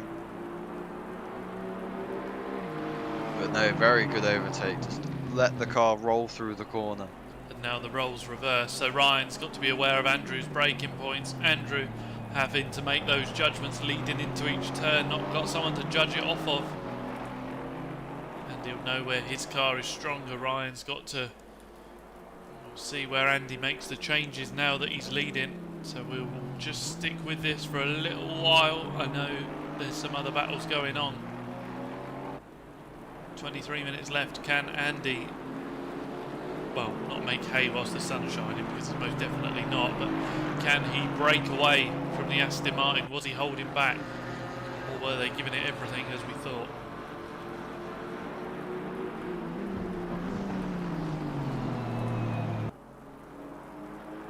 See Andy out wide, over rotates. It's going to compromise him onto the back straight. The Aston Martin probably a little superior down the straight line. It's a lightweight Alpine in front. Let's see if there's any difference. I'm not quite able to strike when Andy made that error, so an unforced error already between these two. Good line through the chicane from Andrew. Big chunk of second curve kind of leads Ryan in that way, not how we saw them taking it last lap when Ryan was leading. Tighter line from Ryan, almost into the back of the Alpine, not quite touching, but heart in mouth stuff, and then compromised run onto the back straight. Half a second now the difference.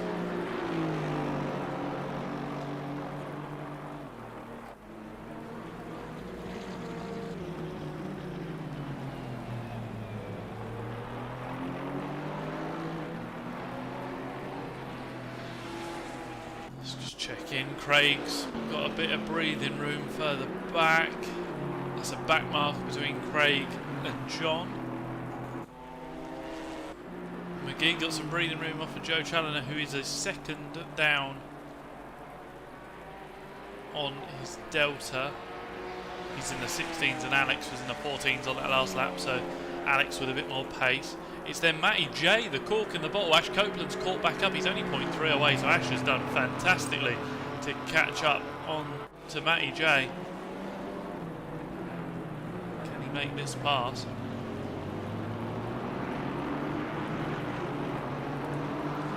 Stephen Pole still hanging on, ready to pick up the pieces. Little twitch from Ash there in the wet conditions.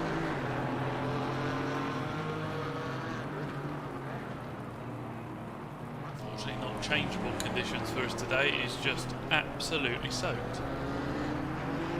Looking back down, further down the grid, P11 Sam has really closed the gap. So I think a good battle to watch because Sam and Parker are coming towards the end of the race as long as Sam doesn't make any big mistakes or Ryan or Parker doesn't. Yeah, Ross. Ross doesn't make any big mistakes either. Hopefully that'll be a good clean battle. Yeah, Sam solidly a second lap quicker than Ross, so we say towards the end of the race we might even see it in 3 laps. I think this is the battle to watch at the moment as Ash, Pole and Parker are all basically within a second of each other. Sorry, that's Matt Johnston, Ash Copeland and Stephen Pole. There, Stephen Pole ragged in the background trying to stay in contention, the 2 pro drivers just ahead of him, towing him around.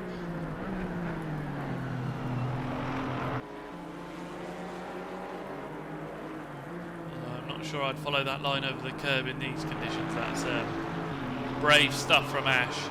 He'll giving Stephen a run. Do we give Ash a penalty for not having his rain light on? We have a yellow flag. Where was that? Not quite quick enough to spot it, and I can't see a recovering car. Stephen, monumental speed through that chicane. Nearly too much speed into the hairpin. Really having to get out of that one, release the steering just so he didn't hit the back of Ash. It's allowed Matty J to get away a little. Stephen massively late on the brakes. Lucky that Ash turned in, to be honest. Trying to apply the Matty J braking zones to fighting a different driver, and that won't work. These two have had a wicked race. So Joe's still tucked up behind Alex McGee here, but the red, white and blue cars fighting it out, whether that's Alpine or Domino's. They are duelling for 5th place. Just sharing little errors. Yeah, Joe out onto the curb there, as you say.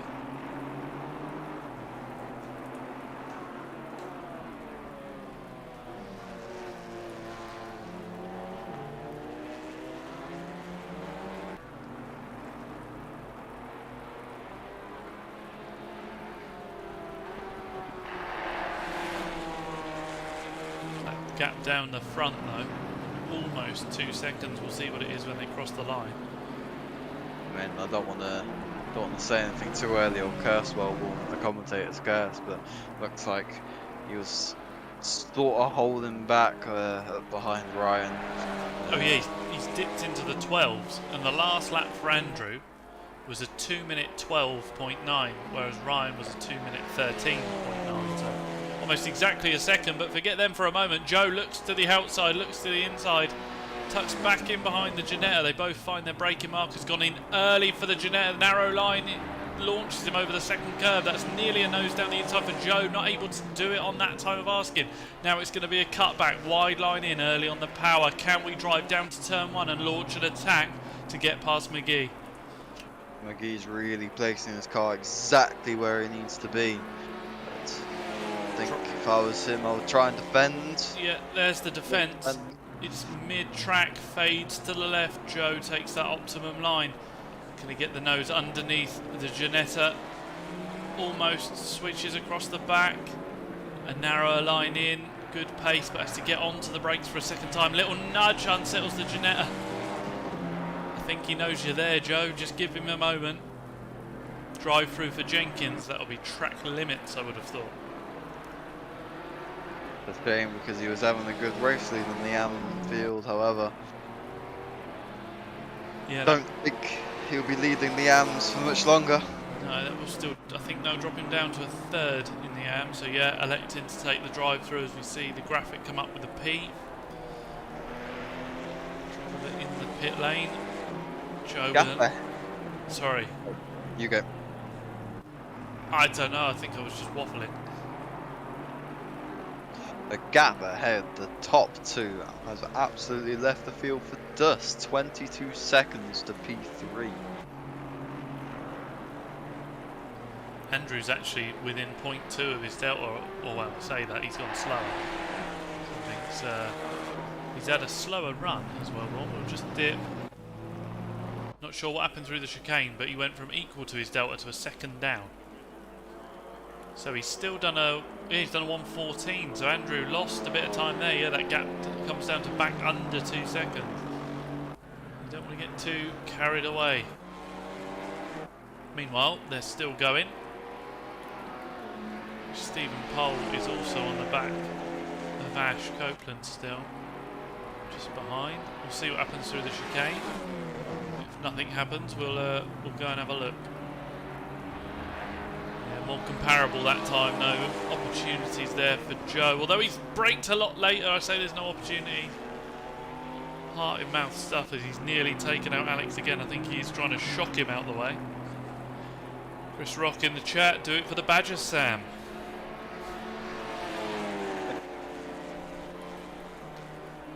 Sam's also within a second now to Ross as well. So we said it'd be about 3 laps. Let's just stick with him a moment, especially as Chris has been giving him a shout out. We've only got a quarter of the race left. We've got 14 minutes left to go. These drivers have done incredibly well to sustain this pace on a circuit that is absolutely soaked.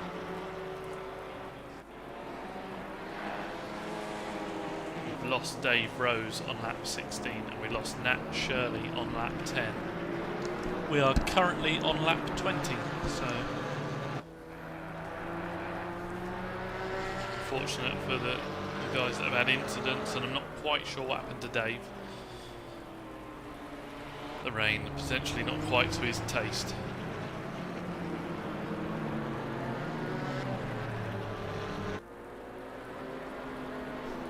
So what does Sam need to do to get past Ross? Well, Ross is reacting to the pressure, and he's 0.1 up on his delta, which is a 2:16.4.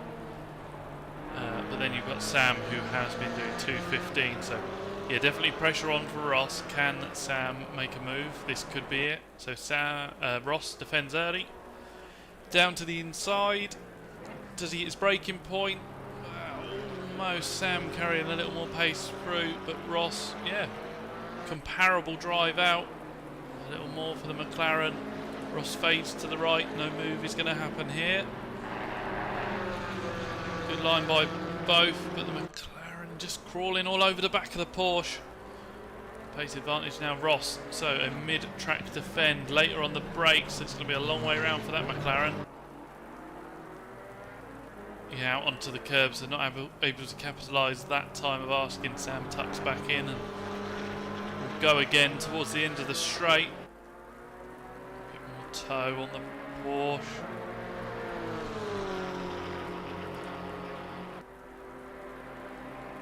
Down into the braking zone for the chicane. Everyone taking this slightly different speeds. The McLaren closes in slightly, not too much of the first curb. Bigger chunk of the second for Ross, but he manages to carry that pace through. Nice narrow line on the way in as Warren and Ryan Ware break the beams down the front. They're 2.5 seconds apart, so Andrew with the measure of the pace at the moment, but he's got to sustain that to the end.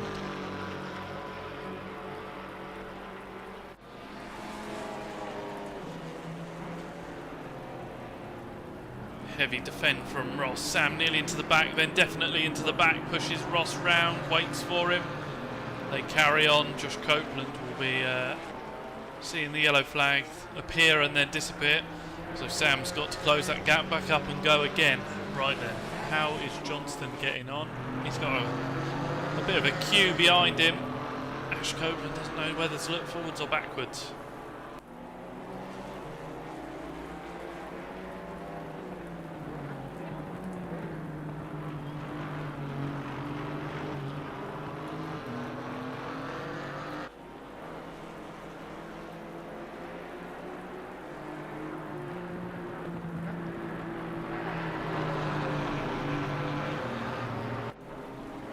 Wide from Matt, touch of the gravel. Ash elects the outside line. Matt having to defend the inside. We've just seen Ross forcing Sam the long way round. It didn't work for Sam. Ash has tucked back in. Ross is the one that runs wide, but Ash unsettled, and Stephen there ready to pick up the pieces. So Ash slots back in, a little bit faster than Matt off the turn. Ducks out quite early. Matt, the more traditional line, that's forced Ash out wide. That could be a move for Stephen. Yeah, Stephen to the outside. Stephen slightly later on the brakes. It's going to be the long way round. Ash able to take the optimum, quite dry line. Stephen over-rotating the car on the wet curbs through the second part of the chicane, and gives Matt a little bit of breathing room for now. Ash is going to have to save up and go again. John Walker just off the back of Chris Monroe. I think Monroe's come past John. That would be the case judging by the previous lap times. So John looks to have a little bit of damage on that front bumper too. Really getting to grips with the GT4s, how he did the GT3s and the Wednesday series. Wednesday, the superior series, of course. That cluster of cars again ahead, still battling. So Sam's got the undercut on Ross. He's come down the inside. He's just got to hit the braking mark and not allow Ross to go the long way round, which he hasn't at the moment. Oh, a little slow from Sam though. He's going to be the long way round for Ross. He's carried the momentum, gives him the inside for the left-hander. Josh will be rubbing his hands together. This has just closed him right up. These two still side by side. Sam a dab of the brake to get the nose in and around the inside line, but it's along the curb. Momentum for Ross. Ross stays ahead, but is it a run for Josh? Don't think so. Copeland out onto the AstroTurf, not able to attack that time of asking. So Ross remains ahead. Sam not able to make a way past at the moment. Kyle, have you fallen asleep or are you alright? No, just letting you crack on, but there was Sam also dived down the inside into the last corner, and Ross sort of just turned in and they made contact. So I think Sam's just giving him that extra room, because I think Ross is definitely getting his elbows out, whilst I don't think Sam wants any part of it. But this is a podium fight at the Silvers. Josh in the background goes all over the curb into the gravel almost.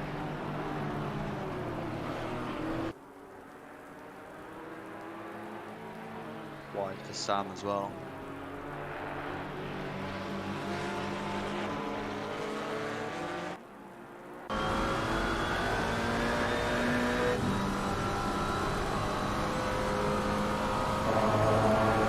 Sam definitely looks to have the pace advantage, but I don't. Ross is sort of trying to park his car exactly where he needs to be, and testing the limits a little bit with side-to-side contact as Sam gets in the inside coming out of the final corner, pulls up alongside across the start-finish line. Is that going to make a move into turn one? Almost even down straight now. Sam's still got the inside. As we know, Ross hung it all the way around the outside. Where on earth is Josh going? He's off exploring. Stand around the outside of turn 2. Outside of turn 3 now, which is going to give him the inside into turn 4, but it looks like he's just trying to eye up for a cut back. Just try and get the run out of the corner, but it doesn't look like it is going to make a move. Ross defends the inside and Sam tries the outside, which will give him the inside into the next corner. That drying line is actually round the outside of that turn.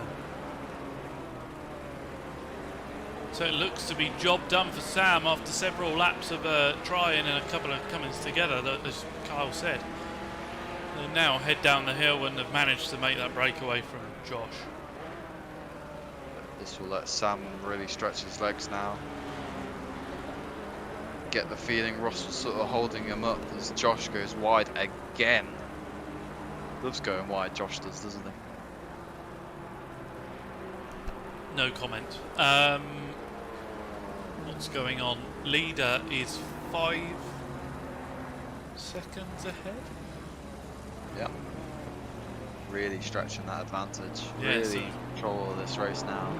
Yeah, Andy down to the hairpin. Ryan here just through the right-hander. Last lap for Wellborn was the fastest lap of the race. 2 minute 12.5. His nearest competitor is Ryan, a 2:13.3.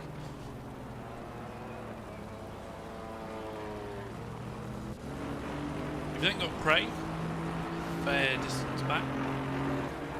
John's still got him in his sights, but the pace difference isn't too huge. John actually, his personal fastest lap, 2:13.8. So on that last lap, he closed in a second and a half on Craig ahead.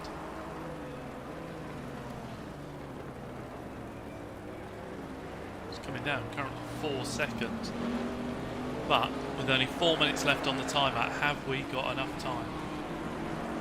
Unless he finds another second in the last few laps as he goes sideways into the Schumacher S's. Yeah, absolutely giving it everything. It's John.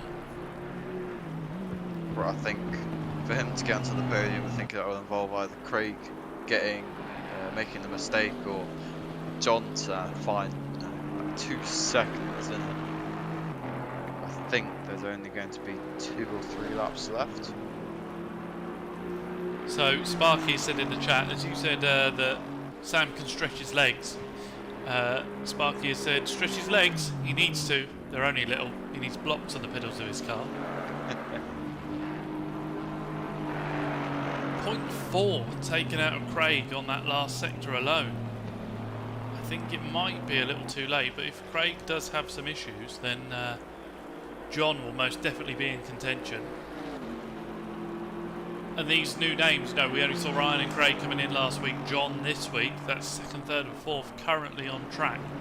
So definitely taken to the fight to the slip and grip regulars. You've then got Alex McGee just behind some traffic. Broken free of Challoner at the moment. Potentially some back markers involved in that. No, Alex in the Silvers currently running P5 on the road. Fantastic drive so far.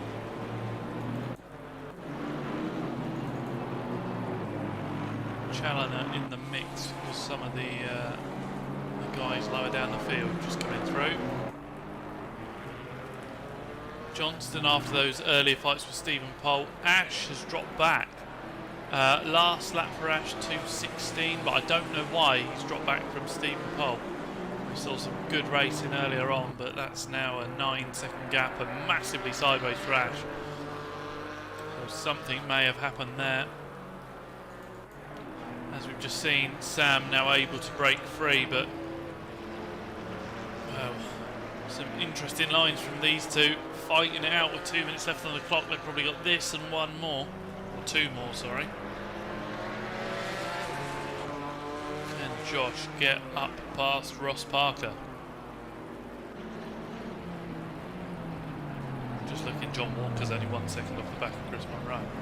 Oh, a little Right, man. tap in the back. Final lap. So, The final Love tap. yeah, leader is on the final lap. You've heard it there, so that means Andrew Wellborn is heading onto his final lap. He's just got to keep it calm. 7 seconds ahead of Ryan. Switched it on when he needed to and was able to make the break. That last lap was still in the 12s. He's the only driver running around in the 12s, so he won 2 races last time out. We'll see him on form this afternoon as well. So we head to 9:30 real time. We're 7:05 in game with a minute left to go. Well, Come it on, look- Josh. Sorry. Do something. Challoner. Number 1, Challoner has made a mistake going through the chicane and also the corner before. That's allowed Matt to really close up on the back of him. However, I don't think it's close enough to make a move. But Well, with 1 to go, it Okay, can the leader is on still the final lap now. Give it all you change. can. Yeah, it's called the last lap again. I think that was because we came out of a replay in the final countdown. I think Johnston is still a long way back. That Mercedes that you see just behind is one of the back markers. My bad. Number 7, that's Harrison Fulton just behind Matt Johnston, but there's Mark Sanyal. He's just ahead as well, so there's Mark. Sorry Mark, we've not really featured you on this one, my apologies. Leader's just coming through the last sector now. Good stuff, thank you very much for pointing it out. So I'm not sure who that is just behind Andrew. Is that Sam? I think that is Sam. No, not Sam. Either way, Andrew rounds the final turn in style. That was Jenkins, sorry. So Andy's come across just across ahead of 16th. So Jenkins finishes just behind Andrew. Ryan ends up 7.7 back. Andrew kept the pace up right to the end, but those two having a fantastic battle in the first 35 minutes. Andrew making the pass with 23 minutes to go, I believe. Craig hammers the curb on his way through. John Clements just in the background has really tried to close that gap in. Not quite able to do so. So Craig in the pros rounds out the podium. As we said, welcome into Slip and Grip, John. Fantastic 4th place for you there. Alex McGee in the Domino's liveried Ginetta comes down into that last hairpin. A wide sweep through. And he is the top silver driver, taking the win in that category, but 5th on the road. Alex McGee rather happy with that one. Joe Challoner after some fantastic fights early on, flash of the lights as he comes across the line. Matty J for 7th, just not able to get to grips with the car today. He said he wasn't particularly happy, especially with the limited running that he's had. 2nd place in the silvers for Stephen Powell. Again, some fantastic battles going on. Ash Copeland, bruised and battered car. He got involved in a number of incidents in lap 1 for both races, but a 9th overall, recovering back up into the top 10. We saw Sam Waldridge earlier on having some really good fights as he brings his McLaren home. Ross Parker fends off Josh Copeland, who's lost 6 seconds on his Delta somehow in this last lap. Don't know, but welcome back, Josh. Good to have you in. Nice, strong, healthy grid today. Chris Monroe, that blacked out Camaro, top of the AMS, ahead of John Walker, who was only 0.6 behind at the line. And then I believe it's the Mars car of Ashworth is the last one to cross the line. So, fantastic race in there. I think you'll agree, Carl, that was really good for an hour's endurance, still to have cars less than a second apart, a number of positions through the field. Yeah, and some very good battles all the way through the race. Especially for that position, but as soon as Wellborn got past, that was it, and stretched his legs and was a second faster. But no, very good race all round. Definitely well done, Sam, for bringing back the positions he did after having that earlier tangle. But to get, I believe it was 3rd or maybe 4th in silver. But very well done to him. Good recovery. Good stuff, and we're starting to find our feet. Me not talking over you, and yeah, we're just finding the balance. No, fantastic. So that wraps up today's racing. Come back on Wednesday when we'll hopefully have a stream for the Wednesday Ginetta races on Assetto Corsa. 140 horsepower of fury hurtling around Watkins Glen, a very wide and opened American track. And then join us next week for round 3. I think I'm about. Kyle, hopefully you're about, and we'll do it all over again. Yep. Good stuff. Thank you very much for joining us. Enjoy the end of your weekend, and see you next week. Cheers all.